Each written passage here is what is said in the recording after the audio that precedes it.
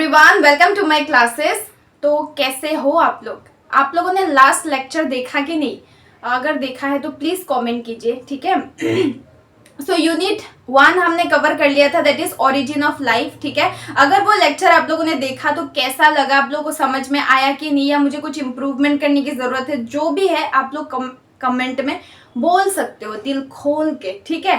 तो आज हम नेक्स्ट यूनिट स्टार्ट करने वाले हैं, that is bacteria and viruses, ठीक है।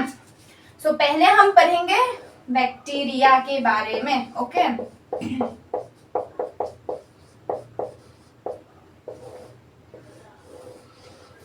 यार सच में अगर लेक्चर अच्छा लगा हो प्लीज कमेंट करो, मतलब जितने लोगों ने भी देखा है कमेंट करो, या फिर मुझसे कुछ गलती हुआ है वो भी बोल दो, या फिर इस तरह से पढ़ाओ तो हमें और अच्छे से समझ में आएगा, अगर ऐसा है वो भी बोलो, ठीक है। दिल खोल के बोलो, ठीक है। ओके तो नेक्स्ट यूनिट जो है that is bacteria and viruses, microbiology का एक पार्ट है, ठीक है। ये बैक्टीरिया और वायरसेस के बारे में आप लोग 4th सेमेस्टर में फिर से पढ़ने वाले हो। माइक्रोबायोलॉजी नाम का एक पेपर होगा, ठीक है, वो बहुत ही ब्रीफ है, तो वहां पे फिर से पढ़ेंगे हम लोग, ठीक है। अभी यहाँ पे जितना है उतना हम पढ़ेंगे, ठीक है। सो पहला हम स्टार्ट करेंगे बैक्टीरिया, ठीक है।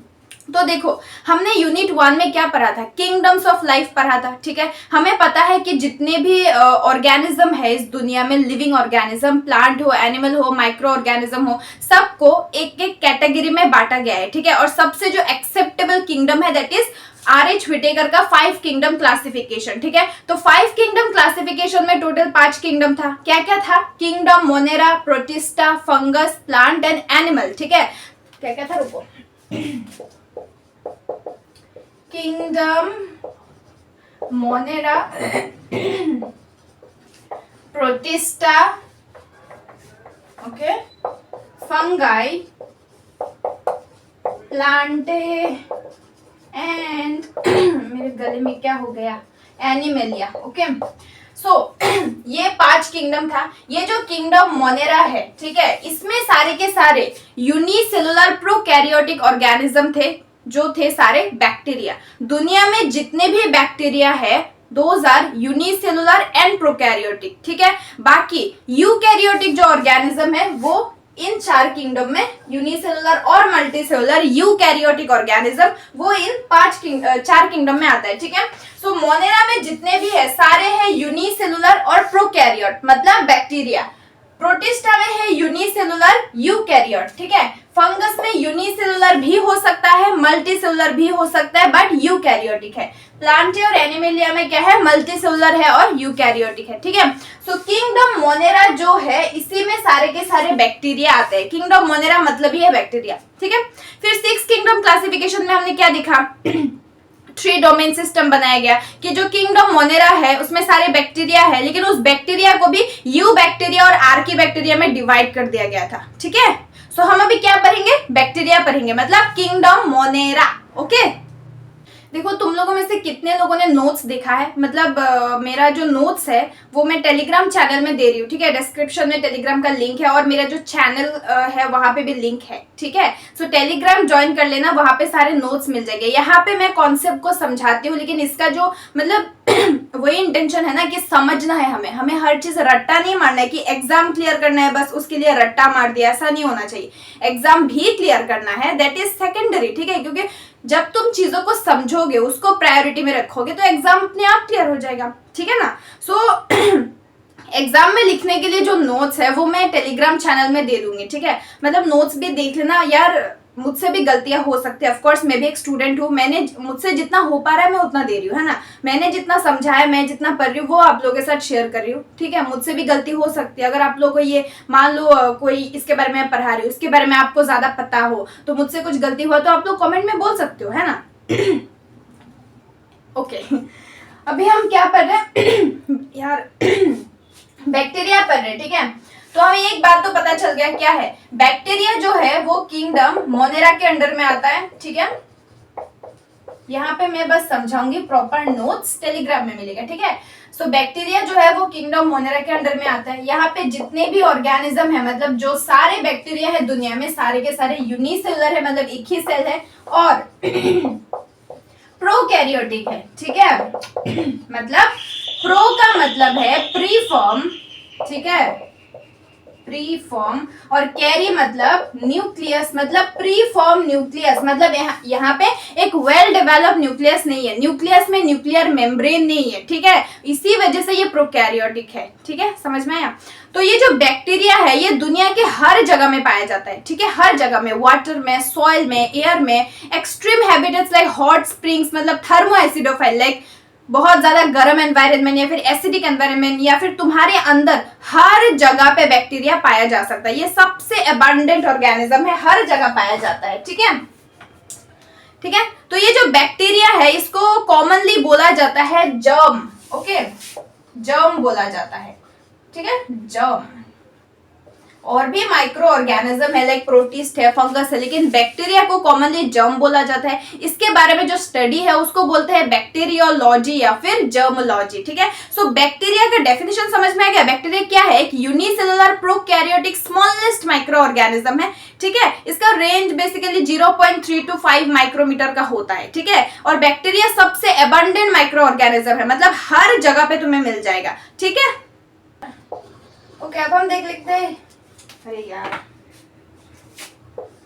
ओके, अब हम देख लेते हैं इसका हिस्ट्री या फिर डिस्कवरी, ओके। तो देखो, बैक्टीरिया की डिस्कवरी किसने की थी, ये तो आप लोगों को पता होगा शायद, किसने की थी, ये हम क्लास 8 में पढ़ के आए हैं।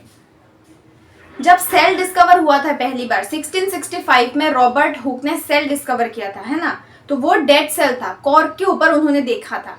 तो एंटोनी वान लीeuwenhoek ने फिर क्या किया था, लिविंग सेल पहली बार देखा था और वो एक बैक्टीरिया था, ठीक है। सो 1676 में एंटोनी वान लीeuwenhoek, ठीक है, इनको बोला जाता है father of microbiology, okay, father of microbiology, ठीक है। फादर ऑफ बायोलॉजी है Aristotle, but father of microbiology is Antonie van लीeuwenhoek, ठीक है। सो एंटोनी वान लीeuwenhoek ने 1676 में पहली बार लिविंग सेल की डिस्कवरी की थी, जो था एक बैक्टीरिया, ठीक है। उन्होंने खुद का बनाया हुआ माइक्रोस्कोप में देखा था, जो सिंगल लेंस माइक्रोस्कोप था, ठीक है। तो उस टाइम में उतना एडवांस माइक्रोस्कोप नहीं था, तो इसीलिए एंटोनी वान लीeuwenhoek ने पहली बार बस बैक्टीरिया है, ये बस बैक्टीरिया है यही देखा था, लेकिन उसका जो स्ट्रक्चर है, क्या क्या है, वो सब उस माइक्रोस्कोप में कैप्चर नहीं हुआ, बिकॉज वो माइक्रोस्कोप उतना ज्यादा एडवांस नहीं था, ठीक है। सो एंटोनी वान लीeuwenhoek ने क्या किया, ये जो भी चीजें उन्होंने देखा उसको नाम दिया एनिमलक्यूल्स, ओके। एनिमलक्यूल्स, मैं एमिनल लिख रही हूँ यार, नोट्स के लिए टेलीग्राम ज्वाइन करना है, बार बार बोल रही हूँ, ओके। एनिमलक्यूल्स, ओके।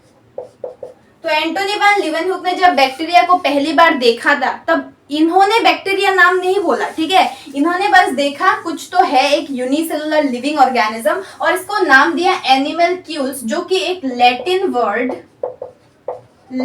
वर्ड से आया था, एनिमलक्यूलम, ठीक है। एक लैटिन वर्ड था एनिमलक्यूलम, इससे एनिमलक्यूल्स बोला, ठीक है, जिसका मीनिंग है टीनी एनिमल्स, टाइनी एनिमल्स, छोटा एनिमल्स, ठीक है। यूनिसेलुलर था ना, माइक्रोस्कोपिक था ना, तो इसीलिए, ठीक है। फिर क्या हुआ बताइए। फिर एक और साइंटिस्ट आए, ऐसा ही तो होता है, एक आधा करके जाता है, फिर दूसरा साइंटिस्ट आता है, फिर वो बाकी का काम करता है ना। सो क्या हुआ 1838 में, ठीक है, एक जर्मन बॉटनिस्ट, जर्मन नेचुरलिस्ट थे, ठीक है, नेचुरलिस्ट, जो नेचर के ऊपर यार रिसर्च करता है।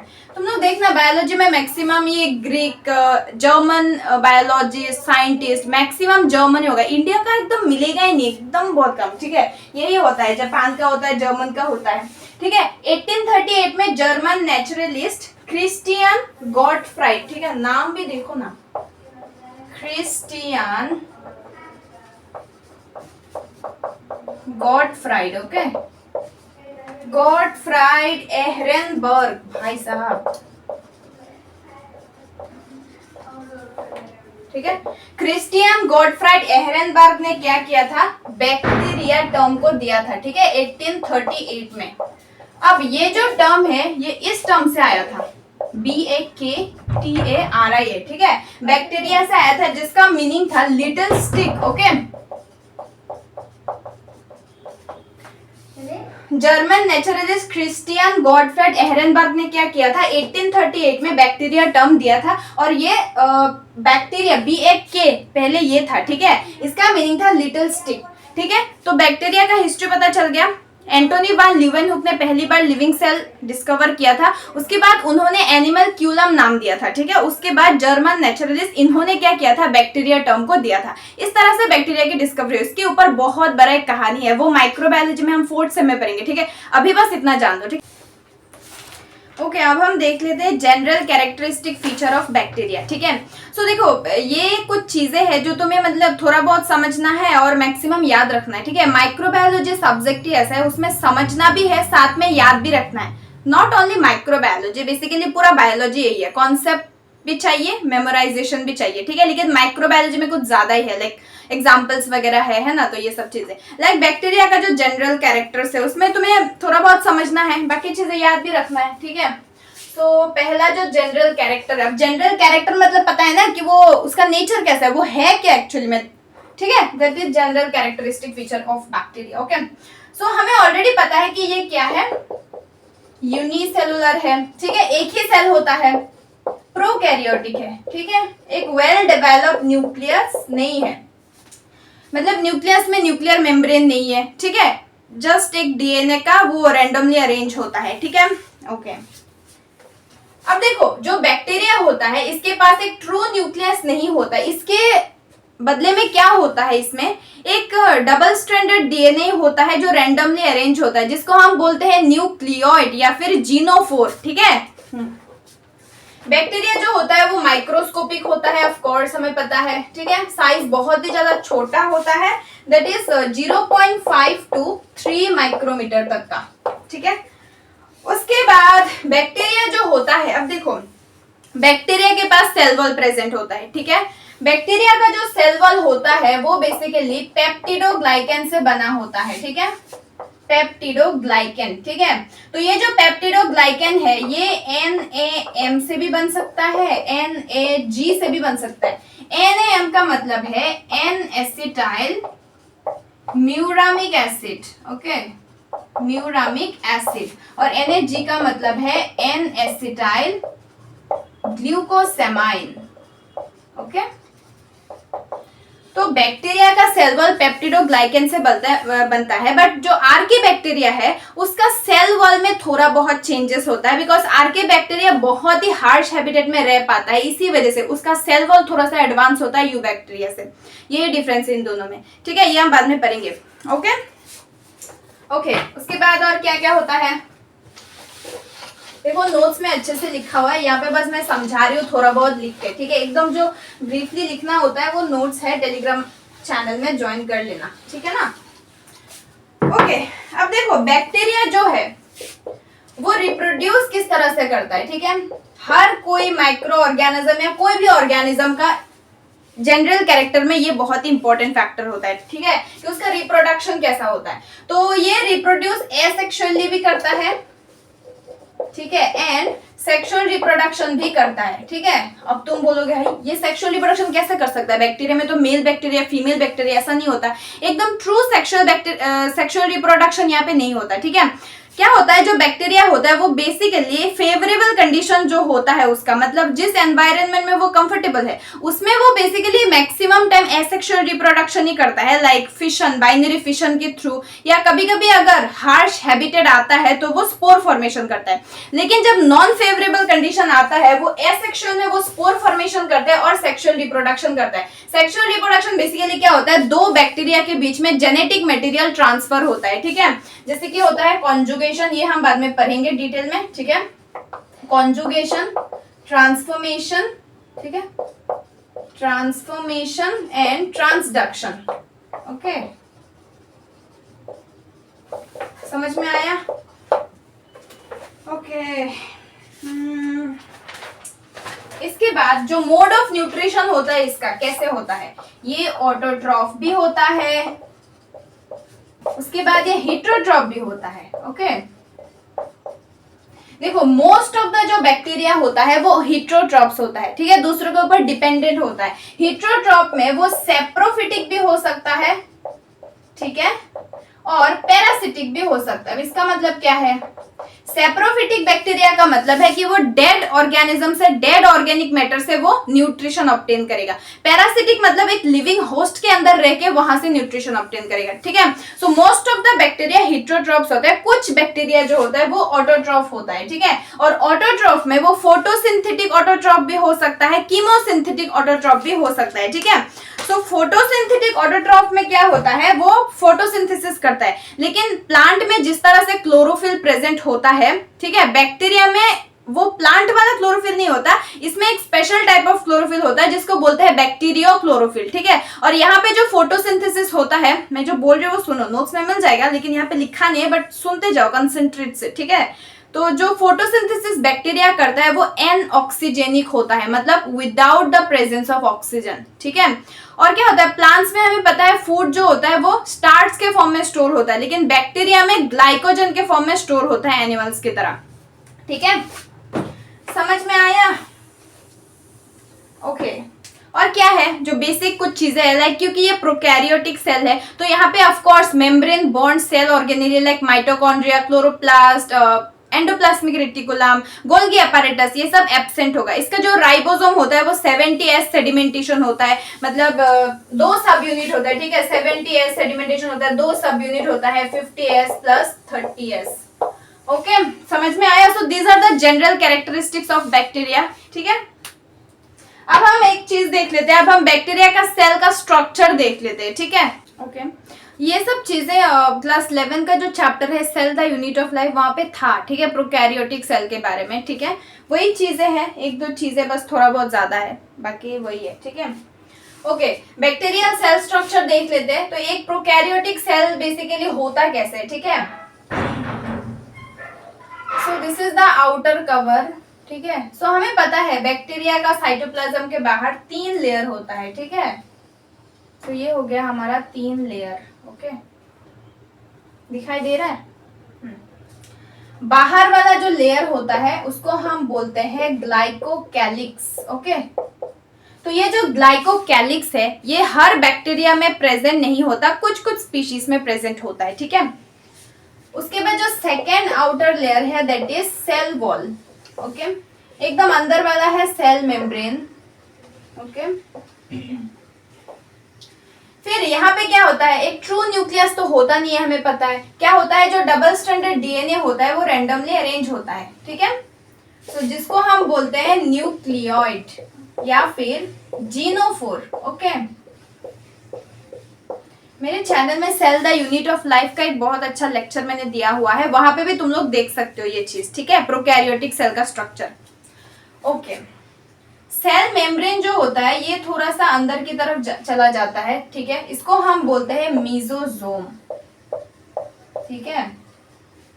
इसके अलावा क्या क्या होता है, राइबोसोम होता है, ठीक है, इंक्लूजन बॉडीज प्रेजेंट होता है, इंक्लूजन बॉडीज, ठीक है। इसके अलावा क्या होता है बैक्टीरियल सेल स्ट्रक्चर में, मतलब प्रोकैरियोटिक सेल में एक चीज प्रेजेंट होता है दैट इज प्लाज्मिड, ठीक है, जो कि यूकैरियोटिक सेल में नहीं होता है, ठीक है, प्लाज्मिड, ओके। कुछ कुछ बैक्टीरिया में क्या होता है, फ्लैजेला प्रेजेंट होता है, ठीक है। जो बैक्टीरिया मोटाइल होता है, लोकोमोशन कर सकता है, उसमें क्या होता है, फ्लैजेला प्रेजेंट होता है। रुको मैं एक एक करके बताऊंगी, पहले स्ट्रक्चर देख लो। फ्लैजेला, ठीक है। और क्या होता है, पाइलाई प्रेजेंट होता है, ठीक है, पाइलाई। और होता है फिम्ब्रे, ठीक है। So this is the overall structure of a bacteria, ठीक है। देख लो एक बार, देख लिया? तुम लोग के पास गर्मी लग रहा है कि नहीं?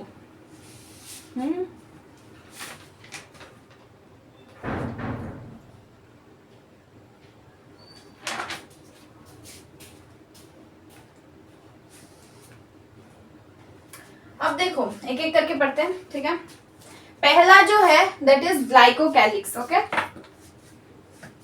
ये जो ग्लाइकोकैलिक्स है, मैंने ऑलरेडी बोला कि हर बैक्टीरिया में ग्लाइकोकैलिक्स प्रेजेंट नहीं होता है, ठीक है। कुछ कुछ स्पीशीज में ग्लाइकोकैलिक्स प्रेजेंट होता है, ठीक है। एकदम आउटर वाला लेयर होता है ग्लाइकोकैलिक्स। ये जो ग्लाइकोकैलिक्स है ये दो तरह का हो सकता है, ये लूज भी हो सकता है, ये रिजिड भी हो सकता है, ठीक है। अगर ये लूज है तो इसको हम बोलते हैं slime layer, okay.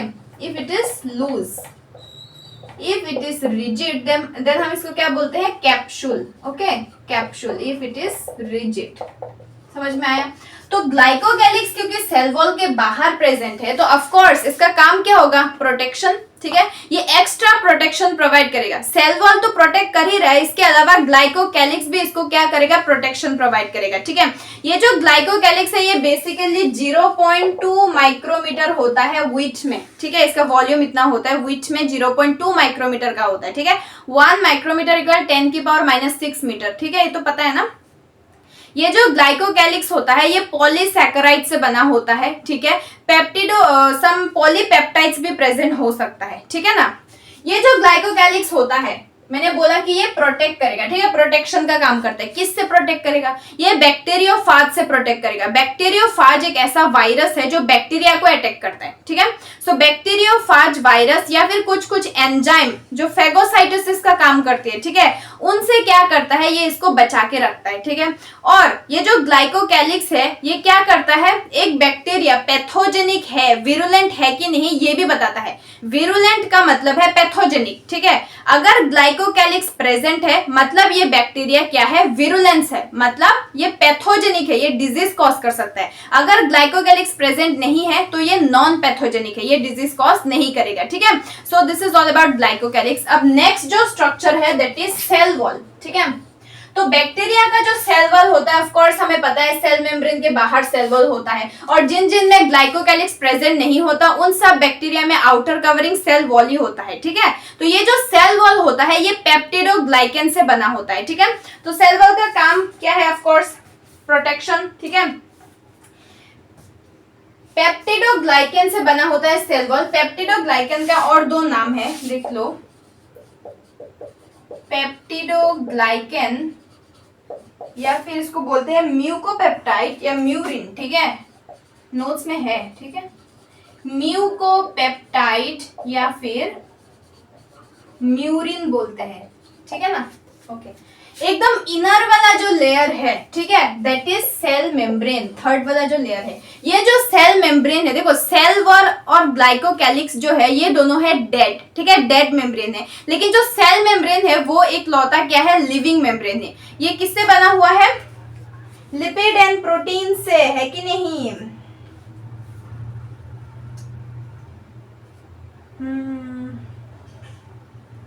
Okay, notes देख लेना यार, इसमें इतना क्या समझाना, ये सब देख के समझ में आ जाएगा, ओके। तो हमें पता है प्लांट का जो सेल मेम्ब्रेन होता है वो सिलेक्टिवली परमिएबल इन नेचर होता है, लेकिन बैक्टीरिया का जो सेल मेम्ब्रेन होता है वो सेमी परमिएबल इन नेचर होता है, ठीक है। तीन तरह का मेम्ब्रेन होता है, एक होता है सेमी परमिएबल, एक होता है सिलेक्टिवली परमिएबल और एक होता है फुल्ली परमिएबल। फुल्ली परमिएबल वो होता है जो किसी भी चीज को सेल के बाहर अंदर ट्रांसफर में क्या होता है, अलाउ कर देते हैं, परमिशन दे देते हैं, ठीक है। सिलेक्टिवली परमिएबल वो होता है कि सेल के लिए अभी जरूरी है कि नहीं, वो उस चीज को देख के वो क्या करता है, अलाउ करता है। सेमी परमिएबल वो होता है जो मॉलिक्यूल के साइज के ऊपर डिपेंड करता है, कि हर एक सेल में एक ऐसा रेस्ट्रिक्शन होता है कि इतने साइज का मॉलिक्यूल अंदर बाहर जा सकता है, ठीक है। Those are semi permeable. और बैक्टीरिया का जो सेल मेम्ब्रेन होता है वो सेमी परमिएबल इन नेचर होता है, ठीक है। सेल मेम्ब्रेन या फिर प्लाज्मा मेम्ब्रेन या फिर साइटोप्लाज्मिक मेम्ब्रेन, ठीक है, ये फॉस्फोलिपिड्स और प्रोटीन से बना होता है, ठीक है, phospholipids and protein, okay. Next जो स्ट्रक्चर है दैट इज साइटोप्लाज्म, ठीक है। सेल मेम्ब्रेन के अंदर क्या है, हमारा साइटोप्लाज्म है। तो ये साइटोप्लाज्म क्या है, एक जेली लाइक स्ट्रक्चर है, ठीक है, जो सेल को रिजिडिटी, टर्जिडिटी प्रोवाइड करता है। साइटोप्लाज्म की वजह से तो वो सेल फुला हुआ है, सेल सेल है, नहीं तो वो कॉन्स्ट्रिक्ट हो जाता है कि नहीं। तो ये जो साइटोप्लाज्म है ये बेसिकली अंदर का पूरा कंटेंट को वो रखता है, ठीक है। तो प्रोकैरियोटिक सेल में क्या क्या है, न्यूक्लियोइड है, राइबोसोम है, इंक्लूजन बॉडीज है, मीजोसोम, ये सब कुछ चीजें कहाँ पे रहता है, साइटोप्लाज्म में रहता है, ठीक है। अब देखो एक चीज, ये जो सेल मेम्ब्रेन है ना, ये सेल मेम्ब्रेन क्या होता है, अंदर की तरफ एक्सटेंड हो जाता है, ठीक है, अंदर की तरफ, ये प्रोकैरियोटिक सेल में ही होता है ओनली, ठीक है, अंदर की तरफ एक्सटेंड हो जाता है और एक ट्यूबुलर स्ट्रक्चर बना देता है, इसको हम बोलते हैं मीजोजोम, ठीक है, मीजोजोम बोलते हैं हम, ठीक है। तो इसका काम क्या है, ये यूकैरियोटिक सेल में जो लाइसोजोम होता है उसका काम करता है, मतलब इसके अंदर एंजाइम प्रेजेंट होता है, डाइजेस्टिव एंजाइम प्रेजेंट होता है जो डाइजेस्ट करता है चीजों को, ठीक है। ये जो सेल में, अब देखो एक चीज, जितने भी एक्सटेंशंस होगा, इन ग्रोथ होगा, आउट ग्रोथ होगा, जितना भी होगा सारे के सारे सेल मेम्ब्रेन से होगा, क्योंकि सेल वाल और ग्लाइकोकैलिक्स तो डेड है, तो वो तो डिवाइड नहीं कर सकता ना, वो सेल डिवाइड कर ही नहीं सकता, तो सेल तो वो एक ही है, उसमें जितना भी चीज है, तो सेल वाल और ग्लाइकोकैलिक्स कभी भी एक्सटेंड नहीं हो सकता, वो रिजिड है ना। सेल मेम्ब्रेन जो है वो लिविंग चीज है, ठीक है, मतलब ऑर्गेनिक मैटर से बना है, लिपिड एंड प्रोटीन से, ठीक है। तो ये जो जितना भी सेल में इनग्रोथ, आउटग्रोथ, एक्सटेंशन होता है वो सेल मेम्ब्रेन से होता है। तो मीजोजोम जो है वो सेल मेम्ब्रेन का इनग्रोथ है, ठीक है। बाकी देखो तीन चीजें, फिम्ब्रे, पाइलाई और फ्लैजेला, ये तीनों क्या है, सेल मेम्ब्रेन का आउटग्रोथ है। समझ में आया? कंसेंट्रेट से सुनना, सब कुछ यहाँ पे नोट्स में नहीं है, मतलब बाकी नोट्स में है लेकिन यहाँ मैं लिख नहीं रही हूँ, टेलीग्राम वाला नोट्स में है, ठीक है, लेकिन मेरी बातों को ध्यान से सुनो, ठीक है। ओके, ये जो है देखो, ये है लंबा सा, क्या है ये, इसको हम बोलते हैं फ्लैजेला, ठीक है। ये जो भी मोटाइल बैक्टीरिया होता है, जो लोकोमोशन करता है, उनमें प्रेजेंट होता है फ्लैजेला, ठीक है, और जो सेसाइल होता है उसमें फ्लैजेला प्रेजेंट नहीं होता। ये जो फ्लैजेला होता है ये 3 पार्ट से बना होता है, ठीक है। एकदम बेस में जो होता है, बेस वाला चीज, उसको हम बोलते हैं बेसल बॉडी, ओके। देन इसके ऊपर का थोड़ा पोर्शन, उसको हम बोलते हैं हुक, ओके। और ये हुक जो भी पोर्शन को पकड़ के रखा है उसको हम बोलते हैं फिलामेंट, ठीक है। और ये जो फिलामेंट है ये फ्लैजेलिन प्रोटीन से बना हुआ है, ठीक है। सो बेसिकली फ्लैजेला का काम क्या है, लोकोमोशन प्रोवाइड करना, लोकोमोशन प्रोवाइड करना, ओके ओके। ये जो पाइलाई है ये भी थीन फिलामेंटस स्ट्रक्चर होता है, लेकिन फ्लैजेला से शॉर्ट होता है, फ्लैजेला बहुत लंबा होता है, ठीक है।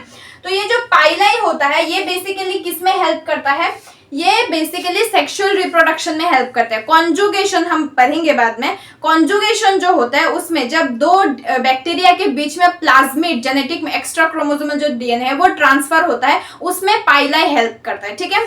और ये जो फिम्ब्रे है ये भी शॉर्ट होता है, ये पाइलाई और फ्लैजेला दोनों से शॉर्ट होता है, ठीक है। फिलामेंटस स्ट्रक्चर, फिलामेंटस मतलब ऐसे लॉन्जिट्यूडिनल, ठीक है।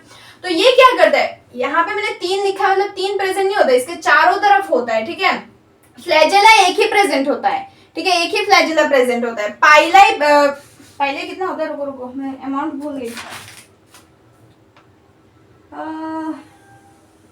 हाँ पाइलाई लाइक 5-6 पाइलाई हो सकता है, लेकिन फिम्ब्रे बहुत ज्यादा प्रेजेंट होता है चारों ओर, ठीक है। 100 to 500 फिम्ब्रे प्रेजेंट हो सकता है। तो ये फिम्ब्रे क्या करता है, बेसिकली बैक्टीरिया को ग्रिप प्रोवाइड करता है। मान लो ये कोई सरफेस है तो यहाँ पे बैक्टीरिया आके बैठेगा, तो यहाँ पे अगर ऐसे फ्रिक्शन होगा तो अच्छे से बैठ पाएगा ना, तो ये फ्रिक्शन, ये ग्रिप प्रोवाइड करता है फिम्ब्रे। समझ में आया? और क्या क्या बच गया, ये है न्यूक्लियोइड या फिर जीनोफोर, ठीक है, जो डबल स्ट्रैंडेड डीएनए होता है, ठीक है, सर्कुलर नहीं होता, ठीक है। डबल स्ट्रैंडेड डीएनए क्या होता है, रैंडमली अरेंज होता है कोई भी जगह पे, इसको हम बोलते हैं न्यूक्लियोइड या फिर जीनोफोर, और इसका कोई मेम्ब्रेन कुछ भी नहीं होता, ठीक है। फिर आता है राइबोसोम, ये बेसिकली प्रोटीन फैक्ट्री होता है, ठीक है, सेल का, ये 70S का होता है, ठीक है, बैक्टीरिया में, क्योंकि प्रोकैरियोटिक सेल है, ठीक है। 2 सब यूनिट है, एक 50S एक 30S। कुछ होता है inclusion bodies, inclusion bodies basically क्या करता है, स्टोरेज का काम करता है। जैसे कि प्लांट सेल में वैक्यूल्स होता है, वैसे इसमें इंक्लूजन बॉडीज क्या करता है, स्टोरेज का काम करता है। एक्स्ट्रा फूड को स्टोर करता है, गैस को स्टोर करता है, या फिर कोई एक्सक्रीटरी प्रोडक्ट जो है उसको स्टोर करके रखता है, ठीक है। नेक्स्ट क्या है हमारा, प्लाज्मिड। ये जो प्लाज्मिड है ये क्या है, ये है एक्स्ट्रा क्रोमोसोमल डीएनए, ठीक है। ये सिर्फ प्रोकैरियोट में, मतलब सिर्फ बैक्टीरिया में प्रेजेंट होता है, एक्स्ट्रा क्रोमोसोमल डीएनए। और यहाँ पे क्या होता है, डबल स्ट्रैंडेड सर्कुलर डीएनए होता है, ठीक है। ये प्लाज्मिड क्या कर सकता है, अपने आप रेप्लिकेट कर सकता है, ठीक है। प्लाज्मिड का फंक्शन हम बाद में पढ़ेंगे जब सेक्सुअल रिप्रोडक्शन आएगा, ठीक है। तो ये क्या करता है, अपने आप रेप्लिकेट कर सकता है, अपने आप रिप्रोड्यूस हो सकता है खुद का, ठीक है, हो गया। तो ये था हमारा पूरा बैक्टीरिया का ओवरऑल स्ट्रक्चर, ठीक है। अब हम पढ़ते हैं एक topic that is shapes of bacteria, ठीक है। बैक्टीरिया का शेप कितने तरह का हो सकता है? तो देखो, फ्लैजेला के नंबर, फ्लैजेला के पोजीशन, कि बैक्टीरिया में कौन से पोजीशन में प्रेजेंट है और कितने नंबर ऑफ फ्लैजेला प्रेजेंट है, उसके ऊपर डिपेंड करके बैक्टीरिया को हम डिवाइड कर सकते हैं, कैटेगराइज कर सकते हैं। तो देखो, पहला है, देखो एग्जांपल्स वगैरह नोट्स में मिल जाएगा, ठीक है। तो वहां पे देख लेना, टेलीग्राम ज्वाइन कर लेना। कितनी बार बोलूं, बार बार बोल रही हूँ, ज्वाइन कर लो यार, तुम लोग का फायदा होगा। पहला है ए ट्राइकस, ठीक है। ए बायोलॉजी में कहीं भी अगर ए वर्ड आ रहा है, इसका मतलब है एब्सेंस, ठीक है। ए ट्राइकस मतलब बैक्टीरिया विदाउट फ्लैजेला। यहाँ पे एक ऐसा बैक्टीरिया होगा जिसके पास फ्लैजेला नहीं होगा, मतलब ये सेसाइल बैक्टीरिया होगा, है ना, लोकोमोशन नहीं कर सकता। मोनोट्राइकस, मोनो का मतलब है वन, तो यहाँ पे एक ऐसा बैक्टीरिया होगा जिसके एक ही एंड में एक ही फ्लैजेला प्रेजेंट होगा, ठीक है। This is monotrichous. एम्फी मतलब बोथ, ठीक है। एम्फीट्राइकस का मतलब क्या होगा? एक ऐसा बैक्टीरिया जिसके दोनों ही एंड में, इन दोनों को बोलते हैं पोल्स, ठीक है, दोनों ही एंड में या तो एक एक फ्लैजेला होगा, ठीक है, या फिर group of flagella, tuft, tuft मतलब ग्रुप, ग्रुप ऑफ फ्लैजेला होगा, समझे। सिफेलोट्राइकस का मतलब है एक ऐसा बैक्टीरिया जिसके सिर्फ एक ही पोल में टफ्ट ऑफ फ्लैजेला प्रेजेंट होगा, ग्रुप ऑफ फ्लैजेला प्रेजेंट होगा। लोफोट्राइकस का मतलब क्या है? एक ऐसा बैक्टीरिया जिसके दोनों पोल में टफ्ट ऑफ फ्लैजेला होगा। अब तुम बोलोगे अरे ये तो ये भी है, लेकिन एम्फी का मतलब ये है कि एक एक फ्लैजेला भी दो पोल पे प्रेजेंट हो सकता है या फिर ग्रुप्स, और यहाँ पे सिर्फ ग्रुप्स ऑफ फ्लैजेला प्रेजेंट होगा दोनों एंड में। पेरी, पेरी मतलब पेरीफेरी, ठीक है। पेरीट्राइकस में क्या होगा? ऐसा बैक्टीरिया जिसके चारों ओर, ठीक है, एक एक flagella, number of flagella present होगा, ठीक है। समझ में आया? साइज एंड शेप दो अलग अलग चीजें, ठीक है। मैं बताती हूँ कैसे। ये देखो, ये मार्कर जो है ये किस तरह का, मान लो ये वाला पोर्शन नहीं है तो दिस इज लॉन्जिट्यूडिनल, ओके। सो ये इसका शेप है, अंदर से होलो है ये, ठीक है। सो ये इसका शेप है, बट ये कितने सेंटीमीटर का होगा? कितना होगा? 6 to 7 सेंटीमीटर का होगा ये, ठीक है। तो ये इसका साइज है, ठीक है।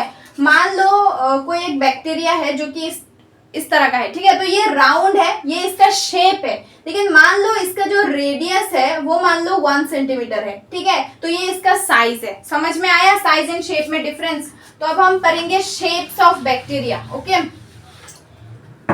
देखो, शेप के ऊपर बेस करके, ठीक है, on the basis of shape, bacteria जो होता है वो 4 तरह का होता है, ठीक है। बैक्टीरिया बेसिकली मेनली 4 तरह का होता है, ठीक है। Cocci, coccus, bacilli, bacillus, okay, spirillum, spirilla, ठीक है, और होता है विब्रियो, ठीक है। शेप के ऊपर बेस करके बैक्टीरिया मेनली 4 तरह का होता है, इसके अलावा 2-3 और है एक्स्ट्रा, ठीक है।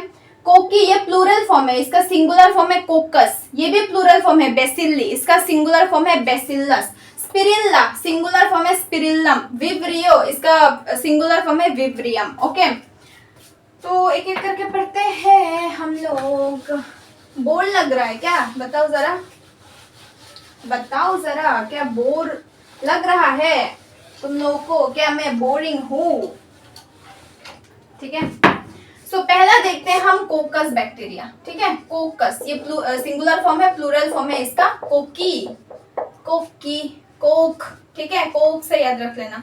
तो ये बेसिकली क्या होता है? स्फेरिकल या फिर ओवल शेप का होता है, ठीक है। स्फेरिकल या ओवल, स्फेरिकल तो पता है ऐसे 3D में जो होता है, ओवल मतलब अंडा, ठीक है, और ये पूरा राउंड होता है। तो स्फेरिकल या ओवल शेप का होता है कोकस बैक्टीरिया, ठीक है। ये जो कोकस बैक्टीरिया है, अगर सिर्फ एक बैक्टीरिया है, ठीक है, अगर एक है, सिंगल रह सकता है, तो इसको बोलते हैं माइक्रोकोकी, ठीक है, माइक्रोकोकी। एग्जांपल्स नोट्स में है, देख लेना। अगर 2 बैक्टीरिया एक साथ रहता है, पेयर में रहता है, इसको बोलते हैं हम डिप्लोकोकी, ओके। तो अगर सिंगुलर है तो डिप्लोकोकस हो जाएगा, बट क्योंकि 2 है तो ऑफ कोर्स कोकी होगा, ठीक है। Micrococcus, micrococcus, okay. अगर ये एक चेन के फॉर्म में रहता है, ठीक है, ये एक एक बैक्टीरिया है, मान लो ये एक एक बैक्टीरिया ऐसे चेन बना दिया, चेन के फॉर्म में रहते हैं, इसको हम बोलते हैं स्ट्रेप्टोकोकी, ओके, स्ट्रेप्टोकोकी। अगर ये क्लस्टर बनाए, क्लस्टर मतलब बंडल, ग्रुप्स, ठीक है। अगर ऐसे ग्रेप लाइक स्ट्रक्चर बनाइए, ठीक है, ग्रेप लाइक स्ट्रक्चर, इसको हम बोलते हैं स्टिफाइलोकोकस, ठीक है, स्टिफाइलोकोकस कोकी। और अगर ये बैक्टीरिया 8 के मल्टीपल में रहे, ठीक है, 8 या फिर 8 के मल्टीपल, मान लो 8 बैक्टीरिया एक साथ है, ठीक है, यहाँ पे मान लो सामने 4 है और पीछे में ये ब्लू कलर से दिखाई, यार ये तो है ही नहीं कलर, ठीक है, ये रेड कलर का दिखा है ना, पीछे ये ब्लैक कलर का मैंने ऐसे दिखा दिया, ठीक है। मतलब इसका मतलब क्या है, सामने 4 है, पीछे 4 है, 8 है, ठीक है। अगर ये 8 या फिर 8 के मल्टीपल मतलब 16, 24, 32, 36 अगर ऐसे रहे, ठीक है, तो उसको हम बोलते हैं सार्सिने, ठीक है, सार्सिने। तो ये है हमारा कोकस बैक्टीरिया, देख लो, एग्जांपल मैंने नोट्स में लिख दिया है, देख लेना, ओके। ओके, अभी हम देख लेते हैं बेसिलस।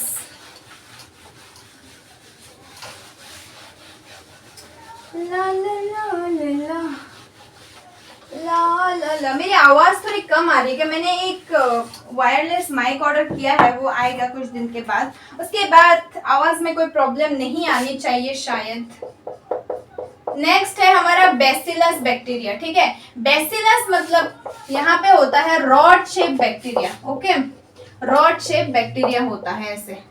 तो अगर ये भी अगर एक बैक्टीरिया एक मतलब सिंगल रहे तो इसको हम बोलते हैं micro bacilli, okay, micro bacillia, micro bacillus.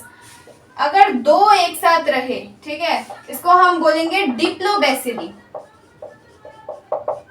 Diplo bacilli, यहाँ पे झगड़ा हो रहा है, ओके। अगर ये चेन के फॉर्म में रहा, ठीक है, मान लो ऐसे चेन के फॉर्म में, ये स्ट्रेट भी हो सकता है, ठीक है, इसको हम बोलते हैं स्ट्रेप्टोबेसिली, ठीक है, स्ट्रेप्टोबेसिली। तो बेसिलस बैक्टीरिया जो है वो इन्हीं 3 फॉर्म में रहता है। कोकस बैक्टीरिया 5 फॉर्म में रह सकता है, लेकिन बेसिलस बैक्टीरिया 3 फॉर्म में ही रहता है, ओके। ओके, नेक्स्ट जो है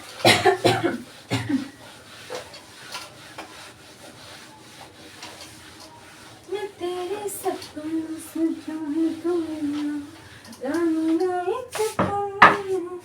नेक्स्ट है कोमा शिफ्ट, ठीक है, कोमा शिफ्ट बैक्टीरिया, जिसको हम बोलते हैं विब्रियो, ठीक है। इसका एक एग्जांपल है, कॉमन एग्जांपल है, that is vibrio cholera, vibrio cholera, जो कॉलेरा कॉज करता है ना, कॉलेरा, विब्रियो कॉलेरा, स्पेलिंग ठीक है क्या?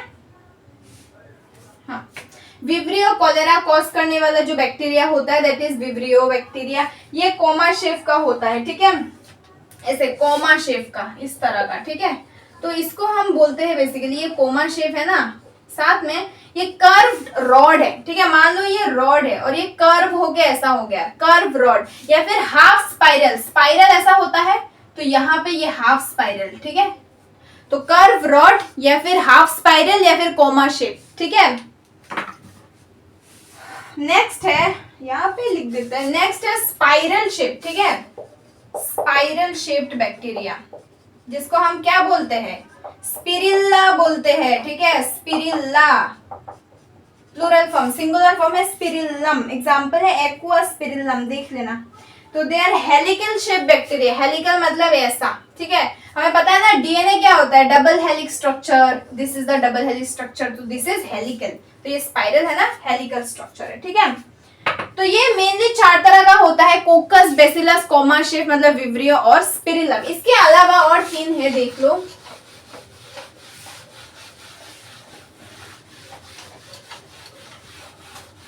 यार एक बोर्ड साफ करने वाला एक स्प्रे लाना पड़ेगा, ठीक है, मतलब ये क्या है कि यहाँ पे वो लग जाता है, ठीक है, स्टेन लग जाता है, तो एक स्प्रे लाना पड़ेगा, ठीक है, ओके। नेक्स्ट जो है that is rectangular bacteria, okay. तो वर्ड से तो समझ में आ ही गया होगा ना क्या है ये रेक्टेंगुलर बैक्टीरिया, जो बेसिकली क्या होगा, रेक्टेंगल शेप का होगा, ठीक है, रेक्टेंगल शेप्ड। तो रेक्टेंगल का शेप कैसा होता है, इस तरह का होता है, ठीक है, 2 साइड क्या होता है, ये साइड इक्वल होगा, ये साइड इक्वल होगा, तो रेक्टेंगुलर शेप बैक्टीरिया होता है। फिर एक होता है स्टार शेप बैक्टीरिया, ठीक है, स्टार शेप बैक्टीरिया, तो बेसिकली वो स्टार की तरह होगा, है कि नहीं। एक और है प्लियोमॉर्फिक, ठीक है, प्लियोमॉर्फिक। ये क्या है, इसमें थोड़ा समझने का कुछ चीज है ये तो, और क्या है प्लियोमॉर्फिक। मॉर्फो मतलब है मॉर्फोलॉजी, है कि नहीं। मॉर्फोलॉजी मतलब एक्सटर्नल अपीयरेंस, प्लियो मतलब चेंजेस। तो ये बैक्टीरिया जो है ये खुद को चेंज कर सकता है, ठीक है। मतलब अलग अलग एनवायरनमेंट में ये खुद को एडजस्ट करने के लिए खुद का जो मॉर्फोलॉजी है, एक्सटर्नल अपीयरेंस है, वो चेंज कर देता है। एमीबा लाइक मतलब कुछ भी हो सकता है, एमीबा लाइक नहीं, डिफरेंट डिफरेंट एनवायरनमेंट ये खुद को क्या करता है, चेंज करता है, ठीक है। इसको हम बोलते हैं प्लियोमॉर्फिक बैक्टीरिया। इसके एक एग्जाम्पल है एम निमोनिया, ठीक है। हाँ, मैंने क्या बोला, एमीबा लाइक क्यों बोला, क्योंकि जो माइकोप्लाज्मा है, ठीक है, mycoplasma is the smallest living organism exist on earth. अगर तुम्हें पूछे सबसे ज्यादा स्मॉलेस्ट लिविंग ऑर्गेनिज्म कौन सा है, दैट इज माइकोप्लाज्मा। माइकोप्लाज्मा भी एक बैक्टीरिया ही है, लेकिन इसके पास सेल वॉल नहीं होता है, ठीक है। और ये भी प्लियोमॉर्फिक होता है एमीबा की तरह, ये खुद को चेंज करता रहता है, ठीक है। इसीलिए इसको joker of the plant kingdom बोला जाता है। अब joker of the plant kingdom क्यों बोला जाता है, ये तो किंगडम मोनेरा में है। पहले सारे बैक्टीरिया प्लांट में थे कि नहीं, तो उसके बाद मोनेरा आया बैक्टीरिया, ठीक है। तो उस टाइम में नाम दे दिया माइकोप्लाज्मा का कि joker of the plant kingdom, तो इसलिए अभी तक चेंज नहीं किया, ठीक है। समझ में आया यार। देखो, बायोलॉजी एक ऐसा सब्जेक्ट है ना जिसमें तुम्हें अंडरस्टैंडिंग भी चाहिए प्लस मेमोराइजेशन भी चाहिए, ठीक है। तुम्हें चीजों को समझना भी है, तुम्हें याद भी रखना है, ठीक है। मतलब ये जो साइंटिफिक टर्म्स है ना, उसको याद रखने में थोड़ा सा तकलीफ होती है, तकलीफ मतलब थोड़ा सा प्रॉब्लम होता है, बट तुम्हें रिवीजन करना होगा बार बार, ठीक है। लेकिन मेन चीज है तुम्हें कॉन्सेप्ट समझ में आना चाहिए। अभी तो हमने जस्ट स्टार्ट किया है, हम हर चीज पढ़ेंगे, लाइक फिजियोलॉजी पढ़ेंगे, morphology, anatomy, cell biology, economic botany, genetics, सब कुछ हम पढ़ने वाले हैं, है ना, धीरे धीरे करके। तो अभी जैसे कर रहे हैं क्लास, बस करते जाओ, समझते जाओ एंड पढ़ते जाओ। उतना टेंशन, उतना स्ट्रेस बिल्कुल नहीं लेना है। एंड कॉलेज के एग्जाम को लेके बिल्कुल टेंशन नहीं लेना है, एग्जाम अपने आप ही क्लियर हो जाएगा यार, बस तुम कॉन्सेप्ट में फोकस करो, ठीक है। तो मेन चीज है कि तुम्हें समझना है। जैसे कि अभी मैंने बैक्टीरिया का जनरल कैरेक्टर पढ़ाया, वो उसमें थोड़ा बहुत समझने लायक था, बट बाकी चीजें तुम्हें याद ही करना है। और जो टर्म्स होते हैं, लाइक एग्जाम्पल्स, जो मैंने यहाँ नहीं लिखा, नोट्स में है, देख लेना, एग्जाम्पल्स तुम्हें याद रखना होता है, तो तुम्हें समझना भी है। कुछ कुछ चैप्टर्स बायोलॉजी का ऐसा है जिसमें तुम्हें फुल समझना है और टर्म्स याद रखना है, लाइक जेनेटिक्स। और कुछ कुछ ऐसा है जिसमें ज्यादा याद रखना है, कम समझना है, जैसे कि ये वाला चैप्टर में और क्या ही इतना समझोगे, है ना। रिप्रोडक्शन वाला टॉपिक थोड़ा समझने लायक है, बट यहाँ पे तो ये सब मतलब नाम से पता चल रहा है, कॉमा शेप क्या होता है, रेक्टेंगुलर, उसमें याद ही रखना है तुम्हें एग्जाम्पल्स। तो ऐसा है, तो अंडरस्टैंडिंग प्लस मेमोराइजेशन दोनों चाहिए बायोलॉजी में, ठीक है ना। तो नेक्स्ट टॉपिक देखते हैं, that is nutrition in bacteria, ठीक है। सो न्यूट्रिशन इन बैक्टीरिया, देखो न्यूट्रिशन तो पता है ना क्या होता है, कि जो बैक्टीरिया है वो अपना खाना प्रोड्यूस करने का जो प्रोसेस है, ठीक है, खाना प्रोड्यूस करना, फिर उस खाने को ऑब्टेन करना, वहां से एनर्जी लेना, उस पूरे प्रोसेस को हम क्या बोलते हैं, न्यूट्रिशन बोलते हैं, ठीक है। तो देखो बैक्टीरिया में क्या होता है, दो तरह का न्यूट्रिशन होता है, ठीक है। एक तो होता है ऑटोट्रॉपिक न्यूट्रिशन, ठीक है, ऑटोट्रॉपिक, और एक होता है हीटरोट्रॉपिक न्यूट्रिशन, ठीक है ना।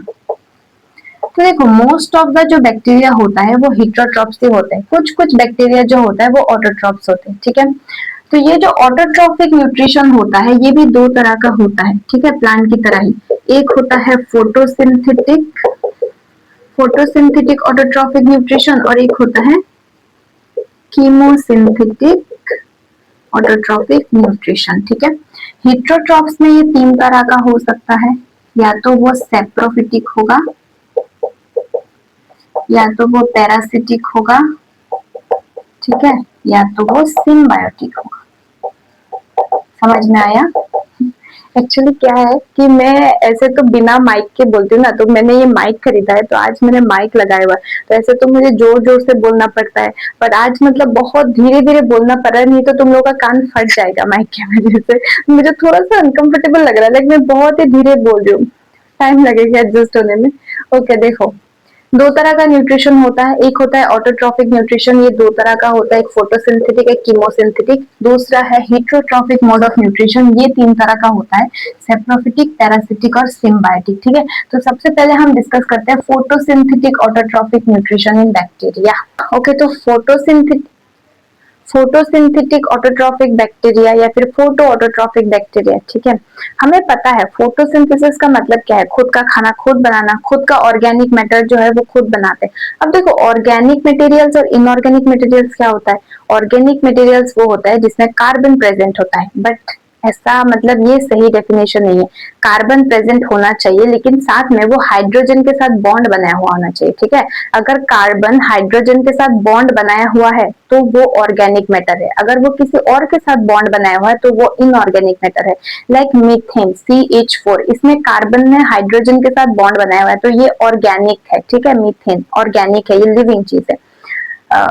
और जो CO2 है that is carbon dioxide, carbon ने ऑक्सीजन के साथ बॉन्ड बनाया हुआ है तो वो इनऑर्गेनिक गैस है। ठीक है, मीथेन एक ऑर्गेनिक गैस है, बायोगैस, लिविंग गैस। ठीक है, और जो कार्बन डाइऑक्साइड है वो क्या है, इनऑर्गेनिक है।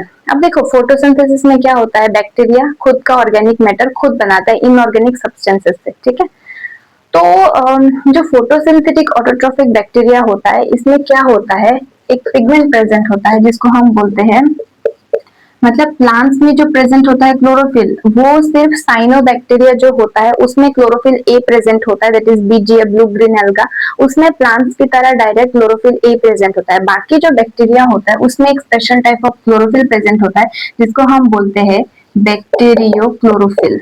Okay, bacterio chlorophyll. एक और होता है क्लोरोबियम,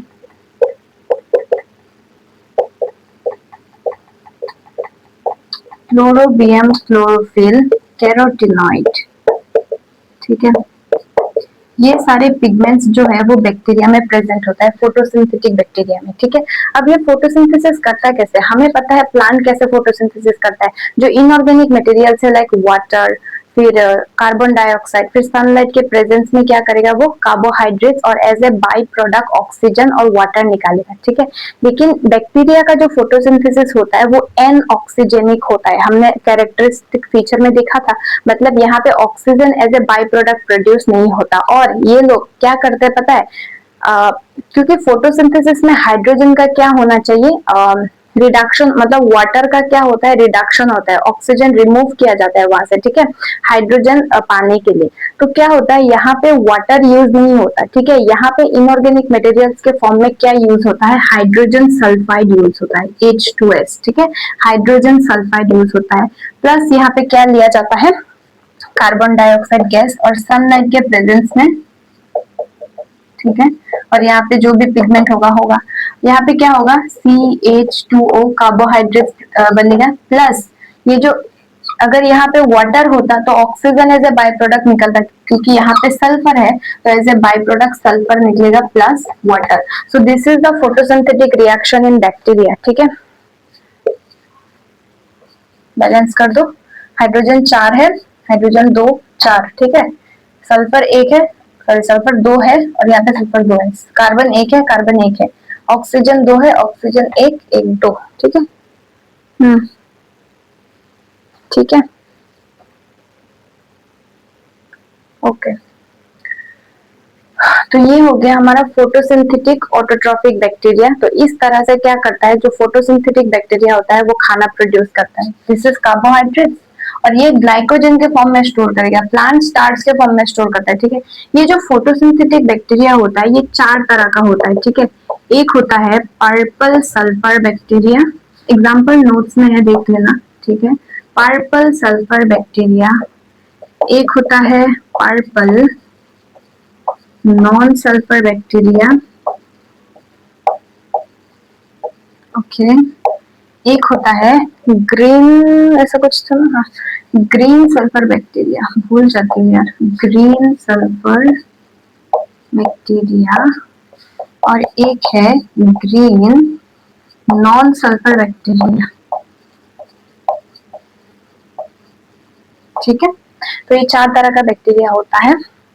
ओके, अब हम देख लेते हैं कीमोसिंथेसिस क्या होता है। कीमोसिंथेसिस या फिर कीमोसिंथेटिक बैक्टीरिया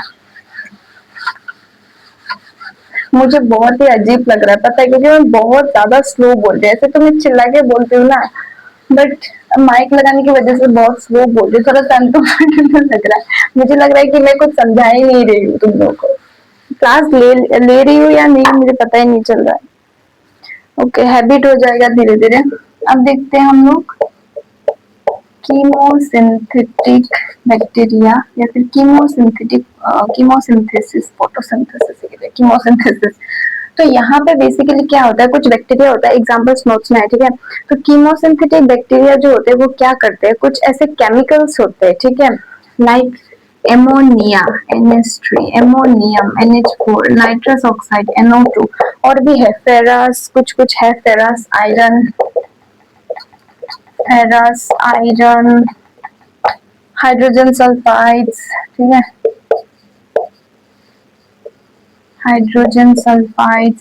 तो ये कुछ केमिकल्स हैं। इन केमिकल्स का क्या करेंगे, क्योंकि ये हमें पता है ऑटोट्रॉफिक है, और मतलब ऑटोट्रॉफिक के अंदर कीमोसिंथेटिक आ रहा है ना, तो ये खुद के अंदर ही है, ठीक है, ये केमिकल्स खुद के अंदर ही है इन लोगों के। तो ये बैक्टीरिया क्या करते हैं, ये कुछ केमिकल्स है इनका ब्रेक डाउन करते हैं, ठीक है, एक्सोथर्मिक रिएक्शन होता है वहां पे। ब्रेक डाउन करने के बाद जो एनर्जी रिलीज होता है, उसी एनर्जी को ये लोग फूड के फॉर्म में ले लेते हैं, उसी एनर्जी को ऑब्टेन कर लेते हैं, ठीक है। So this is the chemosynthetic bacteria या फिर कीमोसिंथेसिस।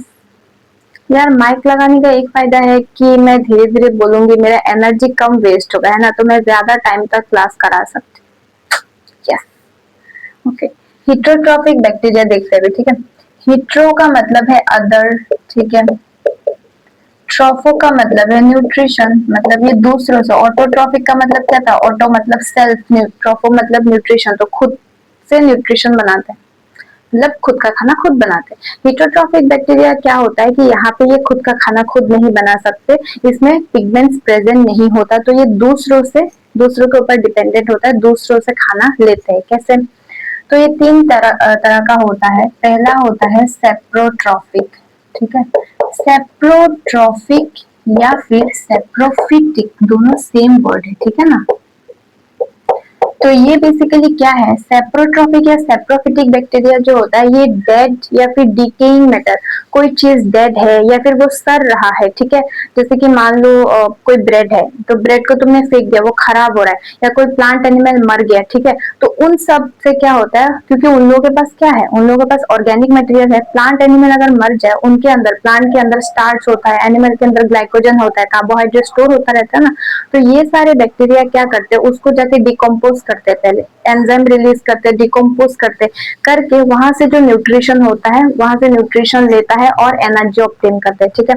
अगर कार्बोहाइड्रेट्स को ब्रेक डाउन कर रहे हैं, उस प्रोसेस को बोलते हैं फार्मेंटेशन, और अगर प्रोटीन को ब्रेक डाउन कर रहे हैं, उस प्रोसेस को बोलते हैं पुट्रेफैक्शन, ठीक है। तो सेप्रोफिटिक बैक्टीरिया वो होता है जो डेड या फिर डिकेइंग मतलब ऑर्गेनिज्म से क्या करता है, न्यूट्रिशन ऑब्टेन करता है, ठीक है। पहले उन लोगों को डिकम्पोज करता है, मतलब उसमें जितने भी न्यूट्रिएंट्स है, कार्बोहाइड्रेट्स, प्रोटीन, फैट्स, उन सबको ब्रेक डाउन करेगा। ब्रेक डाउन करने के बाद एनर्जी मिलेगा, और उसी एनर्जी को वो लोग ऑब्टेन करेगा, क्योंकि हमें एनर्जी तो चाहिए, हम खाना खा क्यों रहे, एनर्जी के लिए, वही तो, एनर्जी तो चाहिए हमको। ओके, नेक्स्ट जो है दैट इज पैरासिटिक। ओके, अब पैरासिटिक ये क्या करता है, ये बैक्टीरिया क्या करेगा, एक लिविंग होस्ट को ढूंढेगा, ठीक है। होस्ट पता है ना क्या होता है, जिसके अंदर वो रहता है, जिसके अंदर या ऊपर, मतलब जिसके ऊपर डिपेंडेंट होता है यार, वो होस्ट होता है, और होस्ट हमेशा लिविंग होता है, ठीक है। तो पैरासिटिक जो होता है वो एक लिविंग होस्ट, होस्ट हमेशा लिविंग होता है, डेड भी हो सकता है, जिसके ऊपर बैठा हुआ है, अगर वो डेड है तो वो डेड होस्ट है। पैरासिटिक बैक्टीरिया क्या करता है, एक लिविंग होस्ट के सरफेस में या उसके अंदर जाके रहता है, ठीक है, और वहां से न्यूट्रिशन ऑब्टेन करता है। ये कुछ कुछ पैरासिटिक बैक्टीरिया डिजीज कॉज कर भी सकता है, और कुछ कुछ डिजीज कॉज नहीं भी कर सकता है, ठीक है। तो वो जिसके अंदर रहेगा उससे न्यूट्रिशन लेगा वो, ठीक है, लेकिन उस होस्ट को कोई फायदा नहीं करेगा। तीसरा है सिम्बायोटिक, ठीक है। सिम्बायोटिक क्या होता है, जहां पे बैक्टीरिया दूसरे ऑर्गेनिज्म के साथ, दूसरे एक लिविंग ऑर्गेनिज्म के साथ सिम्बायोटिक रिलेशनशिप में रहते हैं, म्यूचुअल रिलेशनशिप में वो हेल्प करते हैं। जैसे कि जो राइजोबियम बैक्टीरिया है वो लेग्यूमिनस प्लांट के रूट के नोड्यूल में रहता है और उसको नाइट्रोजन फिक्स करके देता है, और इसके बदले जो रूट नोड्यूल है उसको वो खाना प्रोवाइड करता है और शेल्टर भी प्रोवाइड करता है। ठीक है, तो ऐसे बैक्टीरिया क्या करता है, दूसरे ऑर्गेनिज्म के साथ बेनिफिशियल रिलेशनशिप, म्यूचुअल रिलेशनशिप में रहता है। ठीक है, तो यही कुछ प्रोसेस है जिससे बैक्टीरिया क्या करता है, अपना खाना लेता है, अपना एनर्जी लेता है। ठीक है, ऑटोट्रॉफिक एंड हिटरोट्रॉफिक। ठीक है, समझ में आया? ये टॉपिक थोड़ा सा समझाने लायक है। ठीक है, अब हम देख लेते हैं रिप्रोडक्शन इन बैक्टीरिया। ठीक है, तो देखो बैक्टीरिया जो है वो दो तरह का रिप्रोडक्शन शो करता है। ठीक है, एक है एसेक्सुअल रिप्रोडक्शन और एक है सेक्सुअल रिप्रोडक्शन। ठीक है, देखो एक चीज, किसी किसी बुक में क्या होता है, ऐसा लिखा होता है कि बैक्टीरिया तीन तरह से रिप्रोडक्शन करता है, एक वेजिटेटिव रिप्रोडक्शन, एक एसेक्सुअल रिप्रोडक्शन और एक सेक्सुअल रिप्रोडक्शन। और किसी किसी बुक में लिखा होता है कि वो दो तरह का करता है, एसेक्सुअल रिप्रोडक्शन और सेक्सुअल रिप्रोडक्शन। वेजिटेटिव रिप्रोडक्शन जो है वो भी एक एसेक्सुअल रिप्रोडक्शन का ही टाइप है। मुझे आज तक पता नहीं चला कि इसको क्यों एक्स्ट्रा करके लिखते हैं भाई।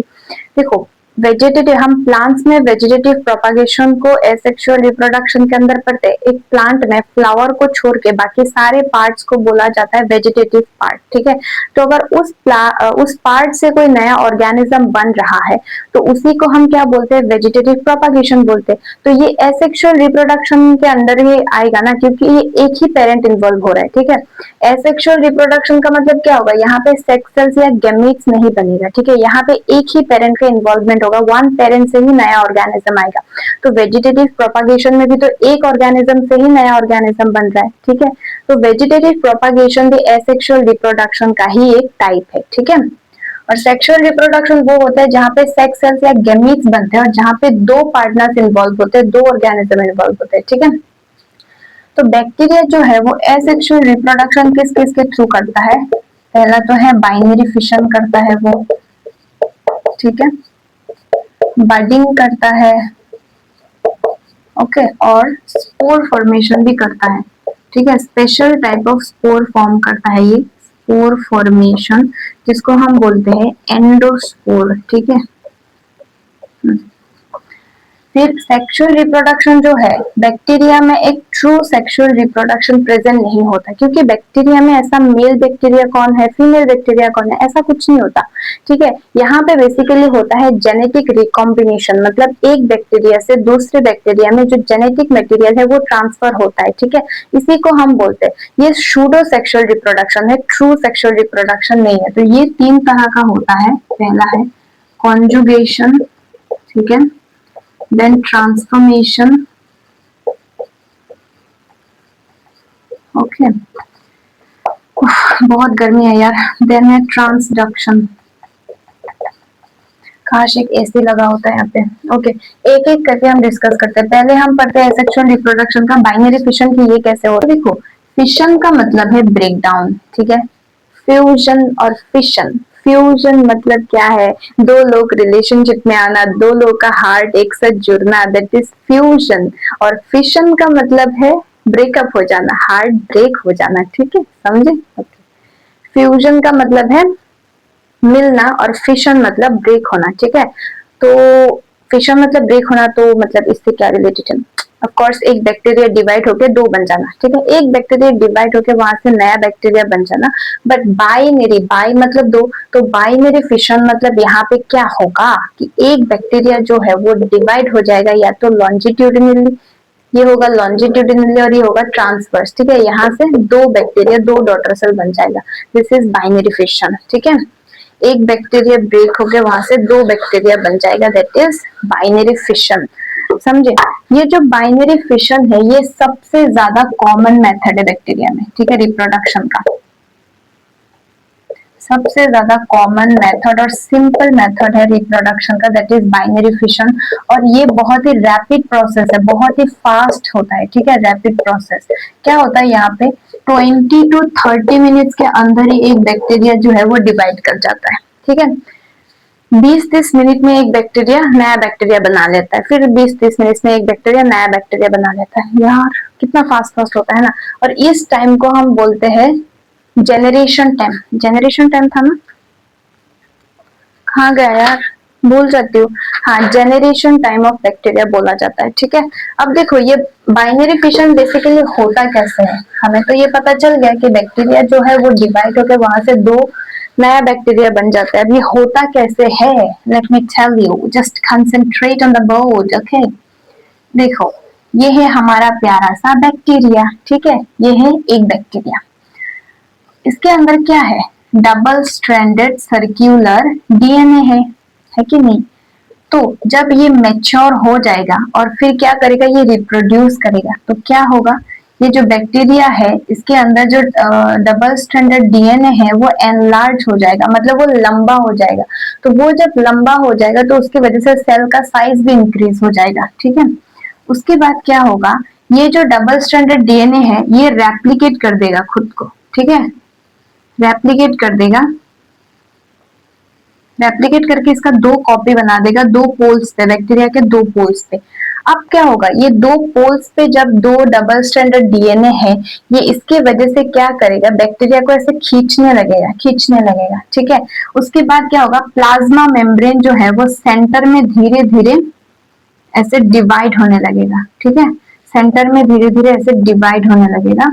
उसके बाद एक पार्टीशन वॉल बन जाएगा, ठीक है, एक पार्टीशन वॉल बन जाएगा और फिर यहाँ से डिवाइड होके दो बैक्टीरिया बना लेगा with double stranded circular DNA. So this is the binary fission. बहुत ही सिंपल था, समझ में आया आप लोगों को, ओके। अब हम देखते हैं बडिंग, ठीक है। बडिंग, देखो ये जो बडिंग है ये बहुत ही रेयर प्रोसेस है बैक्टीरिया के लिए, ठीक है, बहुत ही रेयरली शो करता है। क्या होता है कि बैक्टीरिया जो होता है वो जब उसके फेवरेबल कंडीशन में होता है तो वो बाइनरी फिशन शो करता है, ठीक है, ओनली बाइनरी फिशन शो करता है और रेयरली बडिंग शो करता है। लेकिन जब वो बहुत ही हार्श कंडीशन में होता है तब वो स्पोर फॉर्मेशन करता है और सेक्सुअल रिप्रोडक्शन करता है, ठीक है। तो नॉर्मली वो क्या करता है, सबसे ज्यादा बाइनरी फिशन। तो बडिंग किस तरह से होता है वो देख लेते हैं, ठीक है। तो यहाँ पे क्या होता है कि मान लो ये एक बैक्टीरिया है, ठीक है, तो इसके अंदर क्या है, इसका double stranded DNA, circular DNA, that is nuclei, ठीक है। अब बडिंग में होता क्या है, ये एक सेल है बैक्टीरिया, मान लो कोई कोकस बैक्टीरिया है, ठीक है, तो इसके कोई भी एक पोजीशन में क्या होगा, थोड़ा सा पोर्शन ऐसे श्वेल हो जाता है, ठीक है, क्योंकि वो श्वेल हो जाता है क्योंकि उसको बडिंग शो करना है तो ऐसे हो जाता है, ठीक है। उसका जीन में ये कैरेक्टर है कि वो अभी बडिंग शो करेगा तो उसको इंडिकेट करेगा उसके हार्मोन्स, ठीक है, कि वो अभी बडिंग करने वाला है तो शो और स्वेलिंग होना पड़ेगा। तो यहाँ पे ऐसे स्वेलिंग हो जाता है और इसी स्वेलिंग को हम लोग बोलते हैं बड, ठीक है। अब क्या होगा, ये जो बड है इसका स्ट्रक्चर धीरे धीरे ग्रो करने लगेगा, ठीक है, धीरे धीरे ग्रो करेगा और ये अंदर का जो न्यूक्लियस है ये क्या करेगा, ये रेप्लिकेट कर देगा खुद को, ठीक है। तो खुद को रेप्लिकेट, रेप्लिकेट मतलब क्या, डिवाइड। यहाँ पे खाना बन रहा है, कुकर का व्हिसल आ रहा है यार, एडजस्ट कर लो थोड़ा सा, ठीक है। तो ये न्यूक्लियस जो है वो दो न्यूक्लियस बन गया, ठीक है। अब क्या होगा, अब क्या होगा, ये तो बैक्टीरिया का न्यूक्लियस है, इसका जो न्यूक्लियस है कुछ साइटोप्लाज्म के साथ, ठीक है, इस बैक्टीरिया से ये जो रेप्लिकेटेड न्यूक्लियस है ये यहाँ से कुछ साइटोप्लाज्म के साथ यहाँ मूव कर जाएगा, ठीक है। तो जब जब क्या होगा, जब ये वाला बड इस मदर सेल के इक्वल साइज के हो जाएंगे, ठीक है, मान लो इक्वल साइज के हो गया, अब क्या करेगा, ये सेपरेट हो जाएगा पेरेंट से, ठीक है, मदर सेल से अब सेपरेट हो जाएगा जब वो सेम साइज का हो जाता है, ठीक है। सो यहाँ से क्या हुआ, पहले ये बैक्टीरिया था तो यहाँ से एक नया बैक्टीरिया बन गया, ठीक है। फिर क्या होगा, फिर पेरेंट मदर सेल से फिर से बडिंग होगा, ठीक है, ऐसे होता रहेगा। सो दिस इज द बडिंग, ठीक है, बडिंग बडिंग। अब हम देखते हैं एंडोस्पोर फॉर्मेशन। हो तो शाम हंसी है, ओके, एंडोस्पोर देख लेते हैं। देखो हमने क्या देखा अभी कि एसेक्सुअल रिप्रोडक्शन का ही एक टाइप है एंडोस्पोर। जब बैक्टीरिया जो है वो हार्श हैबिटेट में होता है, अनफेवरेबल कंडीशन में होता है, तब वो एंडोस्पोर का फॉर्मेशन करता है, ठीक है। बट ये एक रिप्रोडक्शन नहीं है, ठीक है। एंडोस्पोर बेसिकली क्या है, this is not the method of reproduction, it is a survival strategy of bacteria, ठीक है, not a reproduction, it is a survival strategy, ठीक है। बैक्टीरिया बेसिकली हार्श हैबिटेट में जिंदा रहने के लिए उसके अंदर स्पोर फॉर्मेशन करता है। हमें पता है जो स्पोर रिप्रोडक्शन के अंदर आता है, मान लो ये एक कोई ऑर्गेनिज्म है, इसमें बहुत सारे स्पोर बना, तो वो स्पोर जर्मिनेट होने के बाद वहां से और भी क्या बनेगा, बहुत सारे ऑर्गेनिज्म बनेगा। बट यहाँ पे ऐसा नहीं होता, यहाँ पे जो बैक्टीरिया के अंदर स्पोर बनता है, फिर वो स्पोर जर्मिनेट होकर वहां से एक ही बैक्टीरिया बनेगा और वो मदर बैक्टीरिया को मार देगा। बेसिकली रिप्रोडक्शन मतलब क्या होता है, नंबर ऑफ सेल इंक्रीज होना या नंबर ऑफ इंडिविजुअल इंक्रीज हो रहा है। बडिंग में क्या हुआ, एक से दो बना, बाइनरी फिशन में भी एक से दो बना, ठीक है, ऐसे तो होता है। रिप्रोडक्शन का मतलब ये number of cell, number of individual increase करना, लेकिन यहाँ पे ऐसा नहीं हुआ। जिस बैक्टीरिया के अंदर स्पोर बनेगा वो स्पोर जर्मिनेट होकर वहां से एक ही बैक्टीरिया बनेगा और मदर बैक्टीरिया को वो मार देगा, वो मर जाएगा, ठीक है। तो ये बेसिकली ये बैक्टीरिया जो है ये हार्श हैबिटेट में जिंदा रखता है उसके जेनेटिक मटेरियल को, ठीक है। तो इसी को हम बोलते हैं एंडोस्पोर फॉर्मेशन, ठीक है। हम देखते हैं क्या है ये। तो ये बेसिकली एक रिप्रोडक्शन का मेथड हम बोल नहीं सकते, लेकिन क्योंकि एक ही पेरेंट का इन्वॉल्वमेंट हुआ है इसलिए एसेक्सुअल रिप्रोडक्शन के अंदर आया है। बट बैक्टीरिया बेसिकली इसके मदद से हार्श कंडीशन में ये सरवाइव करता है, खुद को जिंदा रखता है, ठीक है। इसको माइक्रोस्पोर भी बोला जाता है, ठीक है। तो ये बनता कैसे है, ठीक है, बेसिकली अब लोग देखो, मान लो ये एक बैक्टीरिया है, ठीक है। तो इसमें 3 वॉल होगा, ग्लाइकोकैलिक्स हो भी सकता है, नहीं भी हो सकता, सेल वॉल सेल मेम्ब्रेन होगा, उसके अंदर साइटोप्लाज्म है, ठीक है। और साइटोप्लाज्म के यहाँ पे सेंटर में कहीं भी न्यूक्लियड होगा, तो इसके अंदर बनाएगा स्पोर। जब बैक्टीरिया को लगेगा कि बाहर का कंडीशन उसके लिए फेवरेबल नहीं है, उसके लिए सूटेबल नहीं है, वो मर जाएगा, ठीक है, उसमें वो एडजस्ट नहीं कर सकता, ठीक है, उसमें वो कैपेबिलिटी नहीं है, रेजिस्टेंस नहीं है कि हार्श हैबिटेट में वो, हार्श हैबिटेट मतलब मान लो कोई बहुत ज्यादा गर्म एरिया आ गया, सॉल्ट एरिया आ गया, या फिर मार्शी मतलब कीचड़ वाले एरिया आ गया, तो वहां पे वो जिंदा नहीं रह सकता। तो उसके जेनेटिक मटेरियल को जिंदा रखने के लिए वो स्पोर का फॉर्मेशन करता है, उसके अंदर बनता है, ठीक है। सो ये बैक्टीरिया है, बैक्टीरिया के अंदर ये स्पोर का फॉर्मेशन हुआ, ठीक है। सो दिस इज द हमारा एंडोस्पोर बना, ठीक है, ये एंडोस्पोर बन गया। अब इसका स्ट्रक्चर देखते हैं, ये है हमारा प्यारा सा बैक्टीरिया, ओके। तो देखो ये जो एंडोस्पोर बना, इस एंडोस्पोर के एकदम सेंटर वाला जो रीजन है, इसको हम बोलते हैं कोर। इसमें बेसिकली बैक्टीरिया का जेनेटिक मटेरियल होता है, राइबोसोम होता है, बाकी एंजाइम वगैरह जो भी चीजें बैक्टीरिया को जिंदा रखने के लिए जरूरी है, ठीक है। बैक्टीरिया में क्या ही है, यही तो है, न्यूक्लियड है, राइबोसोम है, यही तो इसको जिंदा रखता है, साइटोप्लाज्म। तो ये चीजें जो है मतलब न्यूक्लिक एसिड, राइबोसोम, ये इस कोर के अंदर चला जाता है, ठीक है, इस कोर में रहता है। इस कोर का जो एकदम सेंटर वाला रीजन है इसको हम बोलते हैं कोर, ठीक है। इस कोर के बाहर एक वॉल होता है, ठीक है, इस कोर को प्रोटेक्ट करने के लिए इसके बाहर एक वॉल होता है जिसको हम बोलते हैं inner membrane. This is the structure of endospore, ठीक है, इनर मेम्ब्रेन बोलते हैं। अब इस इनर मेम्ब्रेन के बाहर एक और, इस ब्लू कलर इनको हुआ क्या है यार, इसके बाहर एक और, यार ये देखो पहले वो रेड था, रेड के बाहर ब्लैक है, फिर ब्लैक के बाहर फिर से रेड है।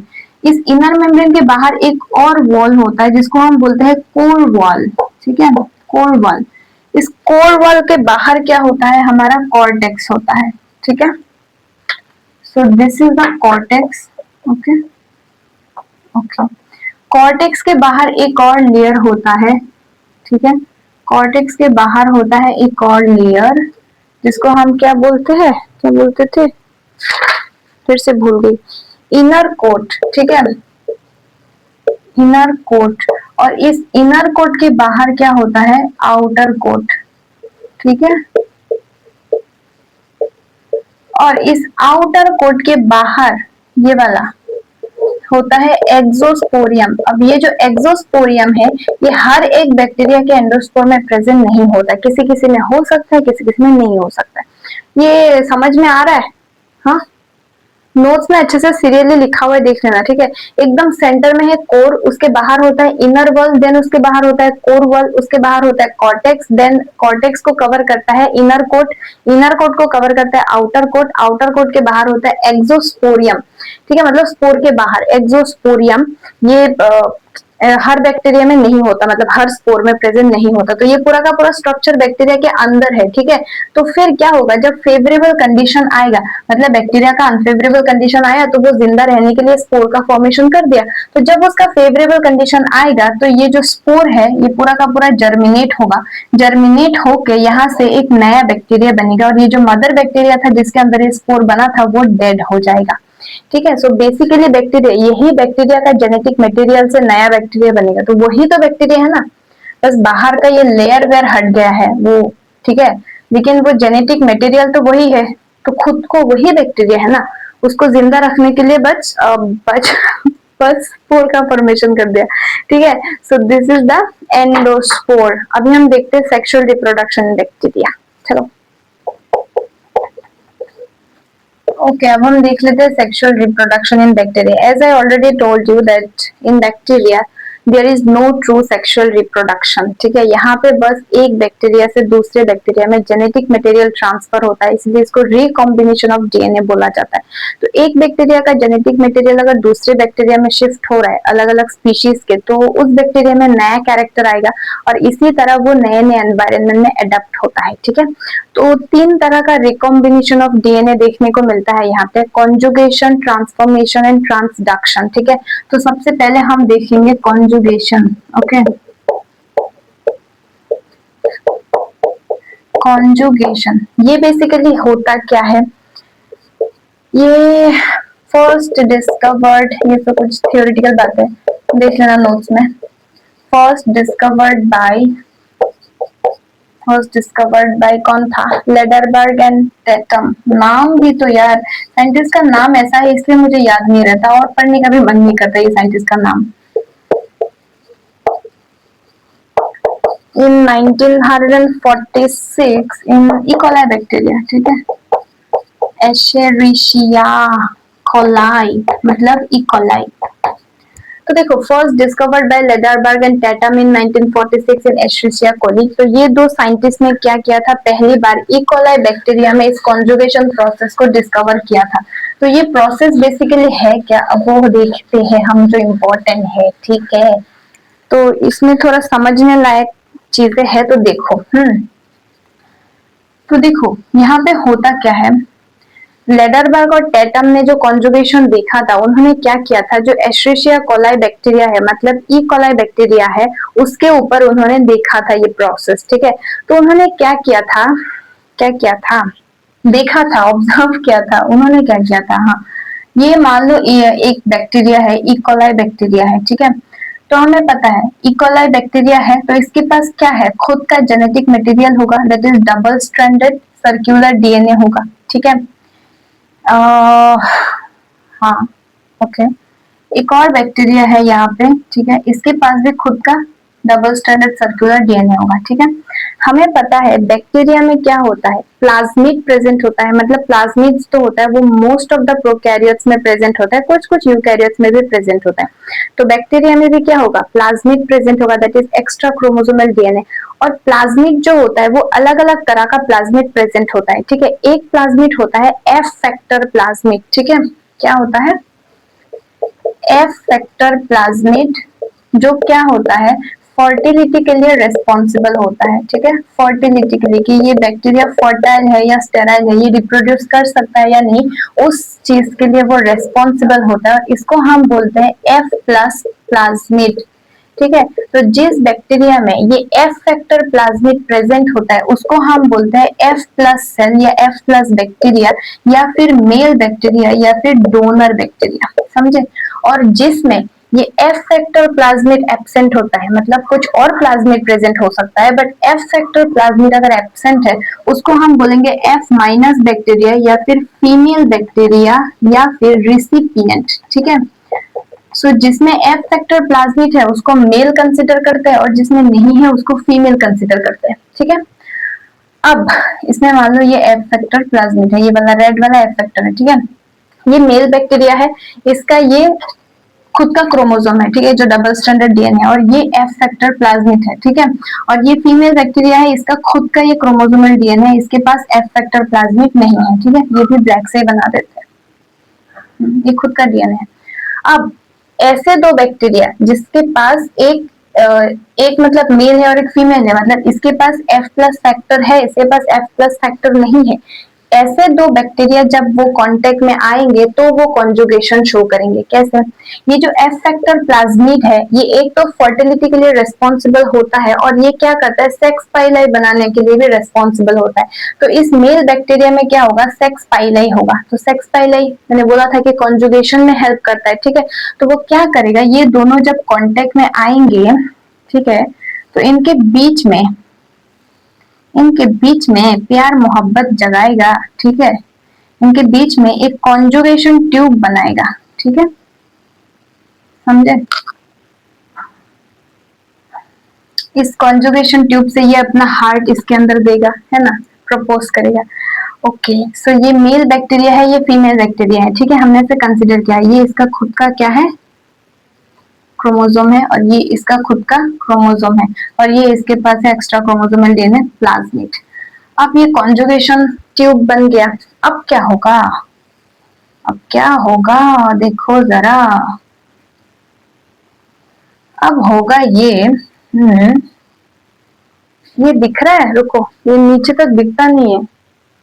ओह नो, ये तो दिख ही नहीं रहा है, मुझे और छोटा करके बनाना पड़ेगा, रुको।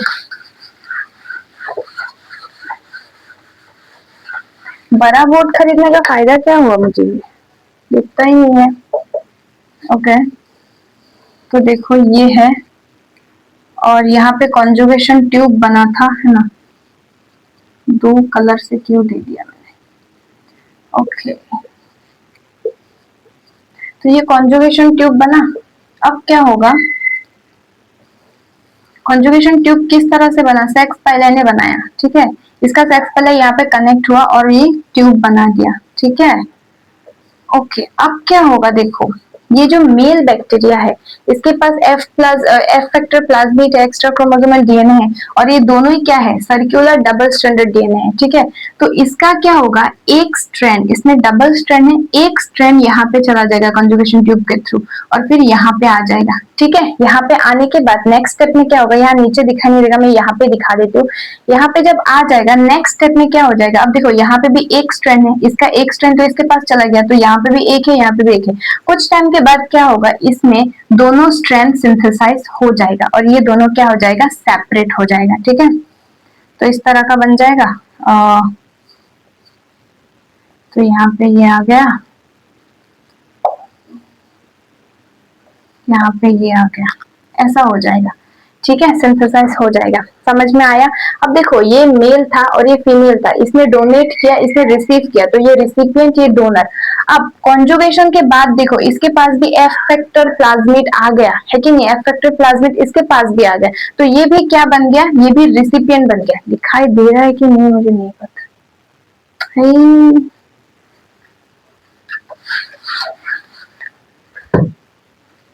देखो, ये सेपरेट हो गया, क्या बन जाता है, दो ऐसे बन जाता है, ठीक है।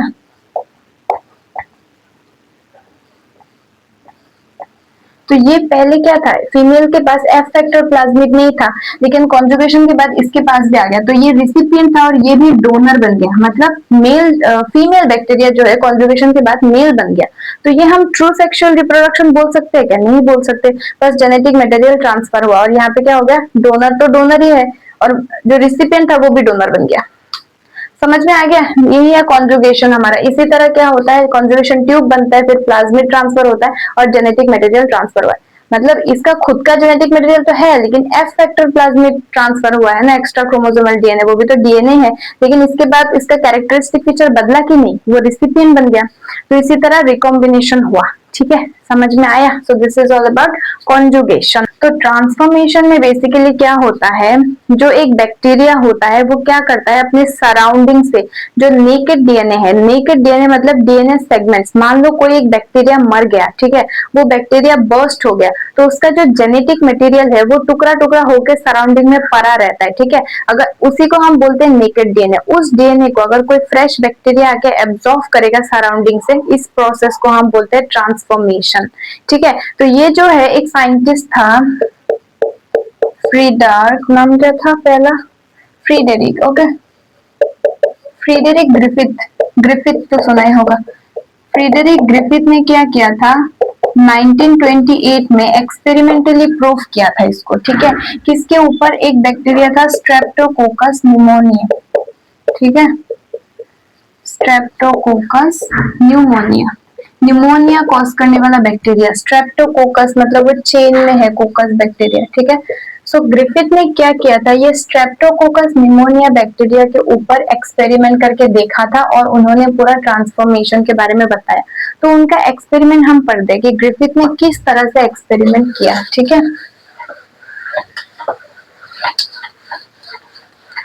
तो देखो ग्रिफिथ ने क्या किया था, उन्होंने कौन सा बैक्टीरिया लिया था, स्ट्रेप्टोकोकस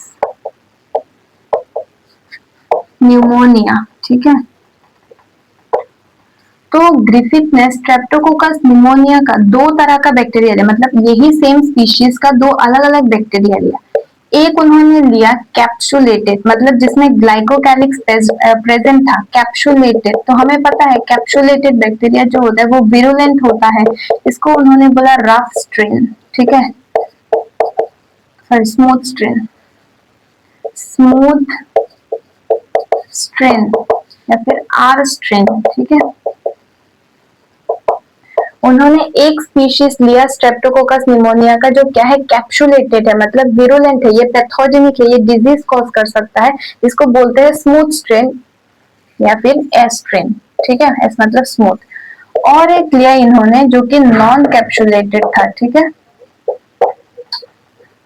नॉन कैप्सुलेटेड था और ये नॉन विरुलेंट था, मतलब ये नॉन पैथोजेनिक था, ठीक है, इसको बोला रफ स्ट्रेन, ठीक है, या फिर आर स्ट्रेन, ओके। सो स्ट्रेप्टोकोकस न्यूमोनिया का जो स्पीशीज है वो दो तरह का स्पीशीज लिया, एक था कैप्सुलेटेड और एक था नॉन कैप्सुलेटेड, ठीक है। तो कैप्सुलेटेड वाला क्या कर सकता है, डिजीज कॉज कर सकता है, और नॉन कैप्सुलेटेड वाला क्या कर सकता है, डिजीज कॉज नहीं कर सकता है, ठीक है। तो ये दो तरह का स्ट्रेन लिया, एस स्ट्रेन और आर स्ट्रेन, और लेके किस तरह से एक्सपेरिमेंट किया वो अभी हम बताते हैं, ठीक है। हम बताते हैं आप लोगों को, आप लोग बस अच्छे से सुनिए, ठीक है, और टेंशन बिल्कुल नहीं लेना है, ठीक है। आराम आराम से सब कुछ कवर करो, हो जाएगा। लेक्चर देखो, समझो, ठीक है। प्रोफेसर जो बुक सजेस्ट करेंगे वो बुक से भी पढ़ो, ठीक है। मतलब मेरा वीडियो भी देख सकते हो, किसी और का भी देख सकते हो। ऑनलाइन रिसोर्सेज पहले देखो कि जिसमें बहुत ज्यादा कॉन्सेप्ट समझने की जरूरत है, वो कॉन्सेप्ट को समझो पहले, ठीक है। समझ के फिर बुक्स पढ़ो, बुक्स पढ़ के फिर खुद का एक नोट्स बनाओ, ठीक है। तो इस तरह से पढ़ना है, ओके। तो उन्होंने क्या किया, दो स्ट्रेन लिया। अब ग्रिफिथ लाए चार चूहा लाए वो एक्सपेरिमेंट करने के लिए, ठीक है।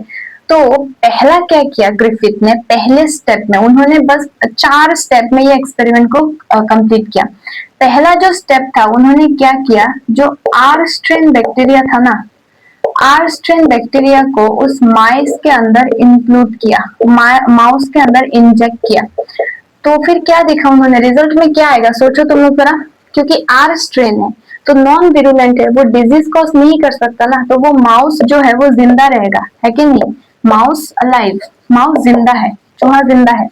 फिर उन्होंने क्या किया, जो स्मूथ स्ट्रेन वाला था उसको क्या किया, माउस के अंदर इंजेक्ट किया, ठीक है। अब स्मूथ स्ट्रेन वाला क्या करेगा, वो विरुलेंट है, वो डिजीज कॉज करेगा, डिजीज कॉज करने की वजह से वो जो माउस है वो मर गया, ठीक है, माउस डेड।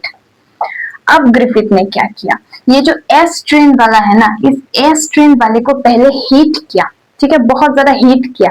तो क्योंकि हीट किया तो वो माइक्रोब मर गया, वो बैक्टीरिया मर जाएगा ना हीट करने के बाद। तो हीटेड एस स्ट्रेन जो है इसको क्या किया, माउस के अंदर इंजेक्ट कर दिया। तो क्योंकि ये हीटेड है, एस स्ट्रेन है लेकिन हीट कर दिया तो ये मर गया। तो अगर मर गया तो वो डिजीज कॉज नहीं कर सकता, तो माउस यहाँ पे भी जिंदा है, ठीक है। अब ग्रिफिथ ने क्या किया, अब कुछ ज्यादा ही दिमाग लगा दिया उन्होंने। अब क्या किया उन्होंने, जो आर स्ट्रेन वाला था, आर स्ट्रेन और प्लस हीटेड एस स्ट्रेन, समझे, इसको इंजेक्ट किया मिला के। मतलब वो रफ स्ट्रेन वाला तो नॉन विरुलेंट है, वो डिजीज कॉज नहीं कर सकता, और जो हीटेड एयर स्ट्रेन है जो मर गया स्मूथ वाला, वो भी डिजीज कॉज नहीं कर सकता क्योंकि वो मरा हुआ है। ठीक है, इन दोनों को मिक्स करके क्या कर दिया, माउस के अंदर इंजेक्ट कर दिया। ठीक है, तो यहाँ पे क्या होना चाहिए, माउस तो जिंदा होना चाहिए ना, क्योंकि आर स्ट्रेन वाला तो नॉन विरुलेंट है, वो तो डिजीज कॉज कर ही नहीं सकता, और हीटेड वाला तो मर गया है तो वो भी डिजीज कॉज नहीं करना चाहिए। तो दोनों ही अगर नॉन विरुलेंट है यहाँ पे, तो माउस तो जिंदा रहना चाहिए था, लेकिन यहाँ पे देखा कि माउस जो है वो मर गया। अब ग्रिफिथ पागल हो गया, ये क्या हो गया भाई, ये कैसे मर गया। तभी उन्होंने दिमाग और लगाया, दिमाग पे और जोर लगाया, और फिर ट्रांसफॉर्मेशन आया। कैसे आया देखो, ये जो एस ट्रेन वाला, और रुको काटते, ये काटते हैं क्या है, ये रफ कर देते हैं। समझ में आया ना इतना। ये जो रफ स्ट्रेन वाला था और हीटेड एस ट्रेन वाला था, ठीक है, इन दोनों को मिक्स किया था ना, तो माउस मर गया। रफ स्ट्रेन वाला क्या है, नॉन विरुलेंट है, ये तो डिजीज कॉज नहीं कर सकता, और हीटेड एस स्ट्रेन वाला क्या हुआ है, मरा हुआ है। लेकिन यहाँ पे हुआ क्या, जब इन दोनों को मिक्स किया बैक्टीरिया, दो बैक्टीरिया को, तो ये एस स्ट्रेन वाला जो मर गया, लेकिन उसका जो डीएनए है, वो डीएनए सेगमेंट जो है वो टुकड़ा टुकड़ा हो गया, वो सराउंडिंग में पड़ा रहा। ठीक है, क्योंकि वो हीटेड वाला को मिक्स किया ना, तो उसका डीएनए इसने एब्जॉर्व कर लिया। ठीक है, ये नॉन विरुलेंट वाला ने क्या किया, विरुलेंट वाले का डीएनए एब्जॉर्व कर लिया, और ये भी फिर क्या बन गया, विरुलेंट बन गया, और फिर इसने माउस को मार दिया। समझे। तो बेसिकली ट्रांसफॉर्मेशन एक ऐसा प्रोसेस है जहां पे एक कॉम्पेटेंट सेल, कॉम्पेटेंट, ठीक है, कॉम्पेटेंट, कॉम्पेटेंट बैक्टीरिया या कॉम्पेटेंट सेल मतलब जो एब्जॉर्व करता है, जो नेकेड डीएनए होता है, मतलब कोई भी एक बैक्टीरिया है वो मर गया, उसका जो डीएनए है, वो बैक्टीरिया बर्स्ट हो गया, उसका जो डीएनए है वो टुकड़ा टुकड़ा होकर सराउंडिंग में पड़ा रहा, उस नेकेड डीएनए को जब एक कॉम्पेटेंट बैक्टीरिया एब्जॉर्व करता है, उसका कैरेक्टर एब्जॉर्व कर लेता है, इसी प्रोसेस को यहाँ पे भी जेनेटिक मटेरियल ट्रांसफर हुआ, तभी तो वो वाला चेंज हो गया ना कैरेक्टर, तो इसी प्रोसेस को हम बोलते हैं ट्रांसफॉर्मेशन, और एक ग्रिफिथ ने बहुत अच्छे से प्रूफ किया है ना।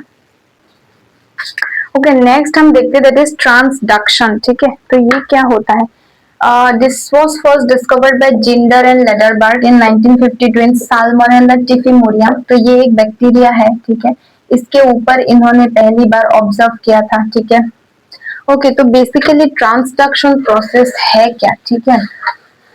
कॉन्जुगेशन में क्या हुआ था बताओ जरा, कॉन्जुगेशन में क्या हुआ था कि दो अलग अलग कैरेक्टर के जो बैक्टीरिया थे, मतलब एक डोनर था एक रेसिपिएंट था, वो जब कांटेक्ट में आई तो कॉन्जुगेशन ट्यूब के थ्रू क्या हुआ, जेनेटिक मटेरियल ट्रांसफर हुआ। ट्रांसफॉर्मेशन में क्या हुआ, जो फ्रेश बैक्टीरिया था उसने क्या किया, जो सराउंडिंग में नेकेड डीएनए पड़ा हुआ था उसको एब्जॉर्ब किया और जेनेटिक मटेरियल ट्रांसफर हुआ। एब्जॉर्ब किया मतलब ट्रांसफर हुआ ना यहाँ से वहां, दिस इज ट्रांसफॉर्मेशन। यहाँ पे क्या होता है, ट्रांसडक्शन में भी जेनेटिक मटेरियल ट्रांसफर होता है, लेकिन यहाँ पे फॉरेन पार्टिकल के थ्रू होता है, मतलब कोई बाहर का पार्टिकल है जिसको फॉरेन पार्टिकल बोला जाता है। और यहाँ पे बेसिकली जो फॉरेन पार्टिकल होते हैं वो होते हैं बैक्टीरियोफाज वायरस। बैक्टीरियोफाज एक ऐसा वायरस है जो बैक्टीरिया को अटैक करता है, ठीक है, डिजीज कॉज नहीं करता, डायरेक्ट मार देता है। कैसे, मतलब ट्रेलर नहीं, डायरेक्ट एक्शन करता है। ठीक है, तो देखो कैसे होता है। तो ट्रांसडक्शन जो प्रोसेस होता है, यहाँ पे फॉरेन पार्टिकल होता है, foreign particle is bacteriophage virus. तो ये जो बैक्टीरियोफाज वायरस है, ये बेसिकली दो तरह का लाइफ साइकिल चलाता है। जब हम वायरस पढ़ेंगे तब पढ़ेंगे lytic cycle and lysogenic life cycle. तो यहाँ पे बेसिकली ये बैक्टीरिया के ऊपर लाइटिक साइकिल चलाता है, खुद को जिंदा रखने के लिए बेसिकली ये क्या करता है, बैक्टीरिया को अटैक करता है। तो यहाँ पे हम क्या पढ़ रहे हैं, बैक्टीरिया का सेक्सुअल रिप्रोडक्शन पढ़े, तो बैक्टीरिया में ये ट्रांसफर होगा, किस तरह से होगा, वायरस के हेल्प से। अब हम देखते हैं, चलो। ओके, तो बेसिकली मान लो ये एक फ्रेश बैक्टीरिया है, ठीक है।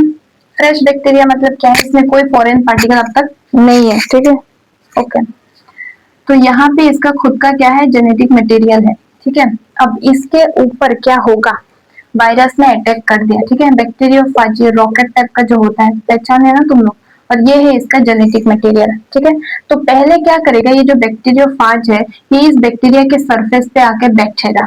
ठीक है, उसके बाद क्या करेगा, ये बैक्टीरियोफाज खुद को, और सॉरी, बैक्टीरियोफाज कुछ एंजाइम रिलीज करेगा और बैक्टीरिया के वॉल को पोर करेगा। पोर करके इसका जो जेनेटिक मटेरियल है वो इसके अंदर दे देगा। ठीक है, अब क्या करेगा, ये जो वायरस का जेनेटिक मटेरियल है ये पूरे के पूरे बैक्टीरियल सेल को हाईजैक कर लेगा, मतलब उसको कंट्रोल कर लेगा, करके ये पूरे बैक्टीरिया को डिस्ट्रॉय कर देगा। बैक्टीरिया का जो जेनेटिक मटेरियल है उसको डिस्ट्रॉय कर देगा। ठीक है, फिर ये वायरस क्या करेगा, वैसे वायरस तो कोई सेल नहीं होता, वायरस तो सेल से बना नहीं होता, वायरस किससे बना होता है, न्यूक्लिक एसिड और प्रोटीन से बना हुआ होता है। तो उसका न्यूक्लिक एसिड तो इसके अंदर दे ही दिया, उसका जो जेनेटिक मटेरियल है, और बैक्टीरिया के अंदर जो राइबोसोम है, आके बैक्टीरिया के जो डीएनए है, बैक्टीरिया का जो जेनेटिक मटेरियल है उसको वो हाईजैक कर लेता है, उसको वो कंट्रोल कर लेता है। ये जेनेटिक मटेरियल फिर कुछ नहीं कर पाता है। ठीक है, उसके बॉडी के अंदर कोई और उसको कंट्रोल कर रहा होता है। फिर ये जो वायरस का जेनेटिक मटेरियल है, इसका न्यूक्लिक एसिड है, और बैक्टीरियल राइबोसोम की हेल्प से वो बहुत सारे वायरस बना देगा खुद को। ठीक है, समझे, बहुत सारे वायरस मान लो बन गया। ठीक है, इसका जेनेटिक मटेरियल अब ये बन गया। अब क्या होगा, ये बैक्टीरिया डिस्ट्रॉय हो जाएगा और वहां से वायरस ऐसे निकल जाएगा। ठीक है, ऐसे। अब इनमें से एक ऐसा वायरस होगा जिसके अंदर इस बैक्टीरिया का डीएनए रह जाएगा। डीएनए को डिस्ट्रॉय नहीं किया था, बस हाईजैक किया था, कंट्रोल में लाया था। तो फिर उसका खुद का न्यूक्लिक एसिड और बैक्टीरियल राइबोसोम को यूज करके न्यूक्लिक एसिड और प्रोटीन के हेल्प से क्या बना दिया, वो वायरस तो वही है ना, न्यूक्लिक एसिड और प्रोटीन, वो खुद को रेप्लिकेट कर दिया, बहुत सारा वायरस बना दिया। लेकिन उन सब वायरस के अंदर एक ऐसा वायरस निकल जाएगा जिसके अंदर इसी बैक्टीरिया का जेनेटिक मटेरियल होगा। अब ये वाला वायरस जब जाके किसी दूसरे बैक्टीरिया को मतलब अटैक करेगा, इसी सेम स्पीशीज का बैक्टीरिया को कोई अटैक करेगा जिसके अंदर ये था, और ये वाला जेनेटिक मटेरियल इसके अंदर ट्रांसफर हो जाएगा। ठीक है, समझ में आया। इस बैक्टीरिया को इस वायरस ने हाईजैक किया। ठीक है, तो फिर इसका जेनेटिक मटेरियल को इसने हाईजैक कर लिया और फिर इसका राइबोसोम को यूज करके इसने बहुत सारा मतलब खुद का न्यूक्लिक एसिड और राइबोसोम मतलब प्रोटीन उसको यूज करके बहुत सारा वायरस बना दिया। यहाँ से एक वायरस ऐसा निकल जाएगा जिसके अंदर इस बैक्टीरिया का जेनेटिक मटेरियल होगा।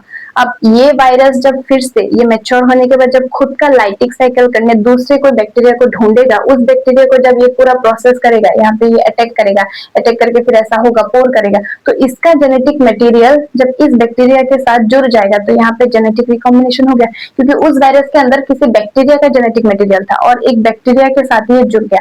ठीक है, सो इसी को हम बोलते हैं जब, ठीक है, इसी को हम बोलते हैं ट्रांसडक्शन प्रोसेस। समझ में आया। सो this is all about sexual reproduction and asexual reproduction in bacteria.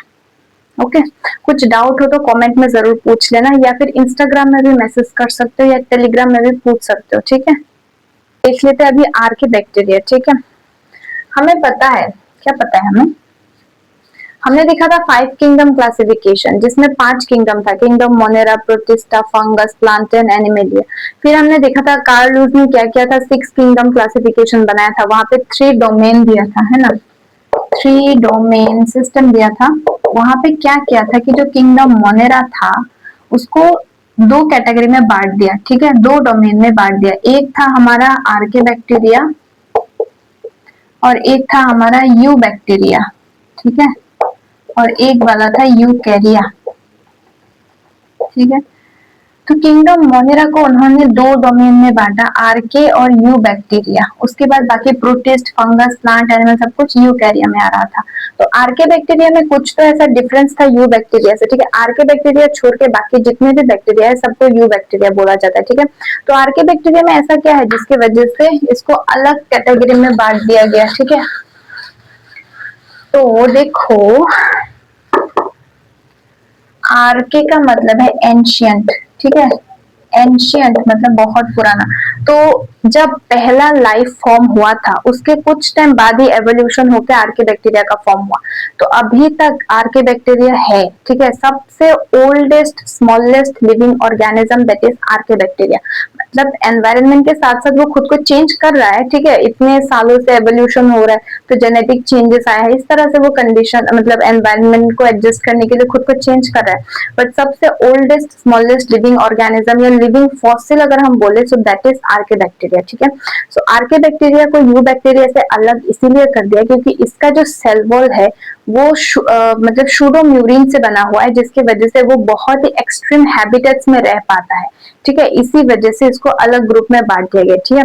तो हम देख लेते हैं आर्कियोबैक्टीरिया का कुछ जनरल कैरेक्टरिस्टिक फीचर देख लेते हैं, ठीक है। पहला तो देखो ये जो आर्के बैक्टीरिया है, नोट्स में अच्छे से मिल जाएगा, यहाँ पे बस मैं समझा रही हूँ, वो बहुत ही एक्सट्रीम कंडीशंस में रह सकता है। Extreme conditions in the sense like बहुत ज्यादा सॉल्टी एरिया या फिर बहुत ज्यादा मतलब गर्म एरिया, टेम्परेचर बॉइलिंग टेम्परेचर क्या होता है 100 डिग्री सेल्सियस, उसके ऊपर भी बहुत हाई टेम्परेचर में भी ये रेजिस्ट कर सकता है, ठीक है। तो ये एक फीचर है। उसके अलावा ये यूनिसेलुलर है, प्रोकैरियोटिक है, ऑफ कोर्स बैक्टीरिया है। इसका जो सेल वॉल है वो शूडोम्यूरिन से बना हुआ है, ठीक है। शूडोम्यूरिन या फिर शूडोपेप्टिडोग्लाइकन, क्योंकि यू बैक्टीरिया का जो सेल वॉल है वो पेप्टिडोग्लाइकन या फिर म्यूको पेप्टाइड या फिर म्यूरिन, तीनों को एक ही वर्ड है तीनों, ठीक है। तो ये वाला जो है वो शूडोपेप्टिडोग्लाइकन या शूडोम्यूरिन से बना हुआ है, ठीक है। इसका जो सेल मेम्ब्रेन है वो लिपिड से बना हुआ है, ठीक है, लिपिड से बना हुआ है सेल मेम्ब्रेन। देखो ये जो आर्के बैक्टीरिया है ना, ये एरोबिक भी हो सकता है, ठीक है, एरोबिक भी हो सकता है एंड एनएरोबिक भी हो सकता है। इसका मतलब क्या है, एरोबिक मतलब ये ऑक्सीजन के प्रेजेंस में भी रह सकता है और एनएरोबिक मतलब ऑक्सीजन के एब्सेंस में भी ये रह सकता है, ठीक है। अब एनएरोबिक दो तरह का होता है, एक तो ये ऑब्लिगेट एनएरोब्स हो सकता है या फिर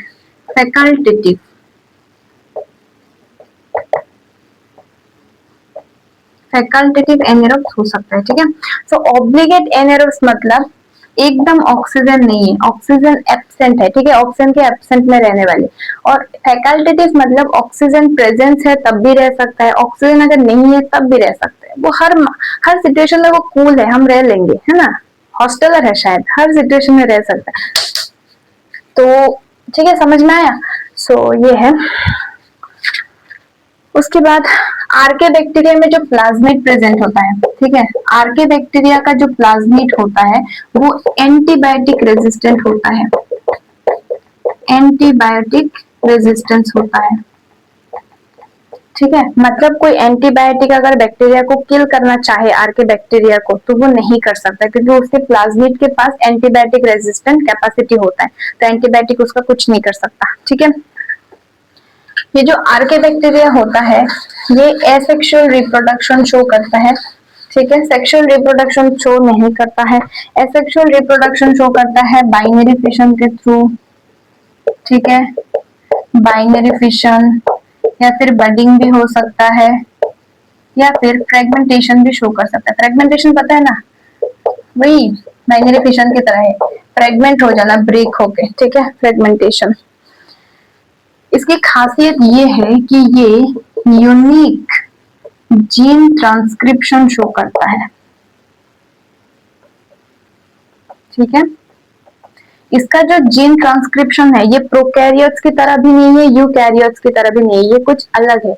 मतलब जो राइबोसोमल आरएनए होता है उसमें जो प्रोटीन सिंथेसिस होने का प्रोसेस है वो डायरेक्ट बहुत ही अलग है, ठीक है, बाकी सबसे। So these are some character of archaebacteria जिसकी वजह से इसको अलग किंगडम में रखा गया है ना, अलग किंगडम में बना दिया, इसको निकाल दिया न्यू बैक्टीरिया के घर से कि तुम जाओ, तुम तो हमारी तरह नहीं हो, तुम अकेले रहो। और ये भी इसका ईगो में लग गया और ये अकेले रह के दिखा दिया ओ ये तो पहले आया, ये फिर उसको बोला कि मैं तेरे से पहले आया हूँ और तू मुझे बोल रहा है, मुझे सिखा रहा है, तो इसके ईगो पे लग गया तो ये चला गया।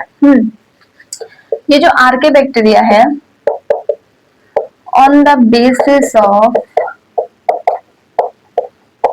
फाइलोजेनेटिक रिलेशनशिप, फाइलोजेनेटिक तो पता है ना, एवोल्यूशनरी रिलेशनशिप्स। कल ही मैंने इंक भरा यार, ये इंक कैसे खत्म हो गई इतनी जल्दी। On the basis of phylogenetic relationship, ये जो आर्के बैक्टीरिया है ये टोटल 5 तरह का है। हाँ, इसका नाम सुनना बस, अब तुम प्रोनाउंस कर लेना, ठीक है। पहला है क्रीनार्कियोटा, क्रीनर, क्या क्या नाम है, क्रीनार्कियोटा, ठीक है। दूसरा है, ये मुझे याद नहीं रहता, यार यार इसको क्या बोलोगे, यार कियोटा बोलोगे क्या। दूसरा है कोरार केयोटा, एंड चौथा है Thaumarchaeota, and the last one is Nanoarchaeota, Nanoarchaeota, ठीक है। तो ये वाला जो है क्रीनार क्योटा, ये बेसिकली बहुत ज्यादा हीट टॉलरेंट होता है, ठीक है, बहुत एक्सट्रीम एनवायरनमेंट में रह सकता है, ठीक है। और ये वाला यूरियर क्योटा जो है ये सॉल्टी और एल्कलाइन मीडियम में रह सकता है, ठीक है। और ये वाला जो है ये हॉट स्प्रिंग में रह सकता है। हॉट स्प्रिंग का मतलब है थर्मो एसिडोफाइल्स, मतलब वो बहुत ज्यादा गर्म भी होता है, एसिडिक भी होता है, ठीक है। ये जो थोमार क्योटा है ये क्या कर सकता है, ये ऑक्सीडाइज करता है एमोनिया को, ठीक है, एमोनिया को ऑक्सीडाइज करता है, ठीक है, यहाँ पे ऑक्सीजन ऐड करता है, ठीक है। और ये वाला जो है ये सिम्बायोंट है, ये ऑब्लिगेट सिम्बायोंट है, मतलब एक तो ये ऑक्सीजन के एब्सेंस में रहता है और ये दूसरे एक आर्किबैक्टीरिया के ऊपर क्या करता है, वो सिम्बायोटिक रिलेशनशिप में रहता है, ठीक है। समझ में आया? ओके। नोट्स में थोड़ा बहुत लिखा है, देख लेना, समझने लायक वैसा कुछ है नहीं इसमें, ठीक है। तो देखो ये कुछ चीजें है, लाइक मैंने जो मतलब जेनेटिक रिकॉम्बिनेशन हमने पढ़ा, कॉन्जुगेशन, ट्रांसफॉर्मेशन, ट्रांसडक्शन, उसमें समझने जैसा चीजें था, बट ये कैरेक्टरिस्टिक फीचर, उसमें कुछ कुछ टर्म्स हमें समझना होता है, बाकी चीजें तुम्हें याद ही करना है। इसीलिए माइक्रोबायोलॉजी जो सब्जेक्ट है ना, माइक्रोबायोलॉजी तुम्हें बार बार रिविजन करना है, ठीक है, क्योंकि ये सब आएगा, एग्जाम्पल्स आएगा, जनरल कैरेक्टर आएगा, और बहुत सारे माइक्रोब है, तो किसी किसी मतलब बहुतों का बहुत सारा है ना, तो सिमिलर चीजें तो मिलेगा, तो इसलिए बार बार रिविजन की जरूरत है, ठीक है ना। तो समझने के साथ साथ याद भी रखना है, ओके। इरिटेट नहीं होना है कुछ कुछ वर्ड्स देखे, कभी कभी गुस्सा भी आ सकता है, बस बहुत बहुत कंट्रोल करना है। यूजेस ऑफ आर्केबैक्टीरिया, तो देखो एक आर्केबैक्टीरिया है दैट इज मिथेनोजेन, ओके। ये क्या करता है, जो रूमिनेंट एनिमल है, रूमिनेंट एनिमल मतलब जो हार्बिवोर्स एनिमल है, जो खाने को चबा के खाता है, लाइक च्यूइंग करता है, लाइक गाय, भैंस, बकरी, ये सब, ठीक है। तो उसका जो स्टमक होता है, बड़ा होता है, स्टमक में 4 पार्ट होता है, उसमें से एक पार्ट होता है र्यूमेन, और उसी र्यूमेन में ये मिथेनोजेन आर्किबैक्टीरिया रहता है। वो क्या करता है, मीथेन गैस प्रोड्यूस करता है, ठीक है, CH4, बायोगैस बोलते हैं इसको, या फिर गोबर गैस बोलते हैं, ठीक है। तो ये फायदेमंद होता है क्योंकि बायोगैस है। तो मिथेनोजेन क्या करता है, बायोगैस प्रोडक्शन में हेल्प करता है। डंग या फिर किससे बनाता है, सीवेज से बनाता है, ठीक है।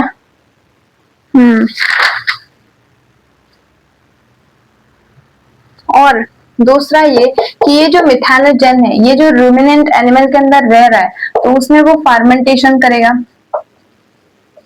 है कि नहीं, फार्मेंटेशन में हेल्प करेगा कि नहीं, जो फार्मेंटेशन ऑफ सेलुलोज, मतलब रूमिनेंट एनिमल जो है वो जो खाना खा रहे, घास फूस खा रहे, तो सेल का जो सेल वॉल का सेलुलोज है उसको वो क्या करेगा, फर्मेंट करेगा, ब्रेक डाउन करने में हेल्प करेगा, और फिर बायोगैस बनाएगा, ठीक है। So this are the some uses of archaebacteria. तो आर्केबैक्टीरिया का इतना ही था, ठीक है। तो आर्केबैक्टीरिया क्या है, बहुत ही एंशिएंट बैक्टीरिया है, तो ये बहुत ही एक्सट्रीम हैबिटेट में जिंदा रह सकता है, क्योंकि इसका जो सेल वॉल कंपोजिशन है वो इस तरह का है, ठीक है। तो इसी वजह से इसको क्या कर दिया गया, अलग किंगडम में, मतलब अलग डोमेन में बांट दिया गया, ठीक है। लास्ट हम एक चीज देख लेते हैं, दैट इज माइकोप्लाज्मा, ठीक है, माइकोप्लाज्मा। देखो ये जो माइकोप्लाज्मा है ये है क्या, माइकोप्लाज्मा भी एक यू बैक्टीरिया ही है, ठीक है, लेकिन इसके पास सेल वॉल नहीं होता। सबसे स्मॉलेस्ट लिविंग ऑर्गेनिज्म जिसके पास सेल वॉल नहीं होता वो ऑर्गेनिज्म है माइकोप्लाज्मा, ठीक है। और ये ऑक्सीजन के बिना जिंदा रह सकता है, ये एनऑक्सीजेनिक होता है, ऑक्सीजन के बिना रह सकता है, और ये कुछ कुछ प्लांट और एनिमल में पैथोजेनिक भी होता है, ठीक है। ये पैरासिटिक होता है, ठीक है, प्लांट एनिमल में पैरासाइट के फॉर्म में रहता है, किसी किसी में वो पैथोजेनिक होता है। पैरासाइट का मतलब ये नहीं कि हमेशा पैथोजेनिक ही हो, ठीक है। वो दूसरे ऑर्गेनिज्म से वो न्यूट्रिशन ले सकता है, लेकिन हमेशा वो पैथोजेनिक नहीं होता, डिजीज कॉज नहीं करता, ठीक है। इसको कॉमनली बोला जाता है PPLO, that is pleuro pneumonia like organism. दिख रहा है, प्लूरो न्यूमोनिया लाइक ऑर्गेनिज्म, इसको बोला जाता है कॉमनली PPLO, ठीक है। सो बेसिकली इसमें सेल वॉल नहीं होता, तो सेल मेम्ब्रेन होगा, उसके अंदर साइटोप्लाज्म होगा, फिर उसमें डबल स्टैंडर्ड DNA होगा, सर्क्यूलर राइबोसोम होगा, इंक्लूजन बॉडीज होगा, मीजोसोम होगा, वो ये सब चीजें होगा, है कि नहीं। बस वो नहीं है, क्या नहीं है, सेल वॉल नहीं है। और ये बाइनरी फिशन के थ्रू क्या करता है, रिप्रोड्यूस करता है, ठीक है। और प्लांट और एनिमल में कुछ कुछ डिजीज भी कॉज करता है। सो सबसे ओल्डेस्ट लिविंग ऑर्गेनिज्म कौन सा है, सबसे oldest smallest living organism that is archaebacteria. और सबसे स्मॉलेस्ट लिविंग ऑर्गेनिज्म जिसके पास सेल वॉल नहीं होता वो है माइकोप्लाज्मा, दैट इज PPLO, ठीक है। ये एक तरह का यू बैक्टीरिया है। तो ये हो गया हमारा बैक्टीरिया, ठीक है। तो पहले से एक बार रिवाइज कर लेते हैं, बैक्टीरिया में हमने क्या क्या देखा। सबसे पहले हमने देखा कि बैक्टीरिया होता क्या है, फिर बैक्टीरिया का जनरल कैरेक्टरिस्टिक फीचर, बैक्टीरिया का सेल स्ट्रक्चर, फिर बैक्टीरिया का शेप के ऊपर डिपेंड करके कितने तरह का बैक्टीरिया होता है। फिर हमने देखा बैक्टीरिया का मोड ऑफ न्यूट्रिशन कैसा होता है। उसके बाद हमने बैक्टीरिया का रिप्रोडक्शन देखा, उसमें एसेक्सुअल रिप्रोडक्शन देखा और सेक्सुअल रिप्रोडक्शन देखा। फिर हमने देखा बैक्टीरिया का आर्के बैक्टीरिया क्या होता है, उसका जनरल कैरेक्टर, फिर माइकोप्लाज्मा, ठीक है। फोर्थ सेमेस्टर में माइक्रोबायोलॉजी में बैक्टीरिया के बारे में और पढ़ना है, ठीक है। अभी इतना ही है तो इतना ही देखो, मतलब इतना समझो, समझ के फिर क्या करो, बोर्ड्स क्लियर करो, पहले कॉन्सेप्ट को समझो, ठीक है। सो हमारा बैक्टीरिया हो गया खत्म, ठीक है। नेक्स्ट लेक्चर में वायरस आने वाला है, ठीक है। वायरस आने वाला है, मतलब यूनिट 2 में क्या है, बैक्टीरिया एंड वायरस है, तो बैक्टीरिया कवर हो गया, ठीक है। और नेक्स्ट लेक्चर जो है उसमें वायरस मतलब शूट करने वाली हूँ। ओके, देखो तुम लोग बिल्कुल भी टेंशन मत लो, ठीक है। अभी फर्स्ट सेम में आए हो, धीरे धीरे आराम आराम से पढ़ो, ठीक है। इतना प्रेशर नहीं लेना है, रोज पढ़ो, 2 घंटा पढ़ो रोज, बाकी टाइम कुछ भी करो, ठीक है। लेकिन रोज 2 घंटा पढ़ो कंसिस्टेंट के साथ, कंसिस्टेंसी इज इम्पोर्टेंट, सबसे इम्पोर्टेंट, ठीक है। सो यही चीज है, लेकिन टेंशन बिल्कुल नहीं लेना है, ठीक है। आराम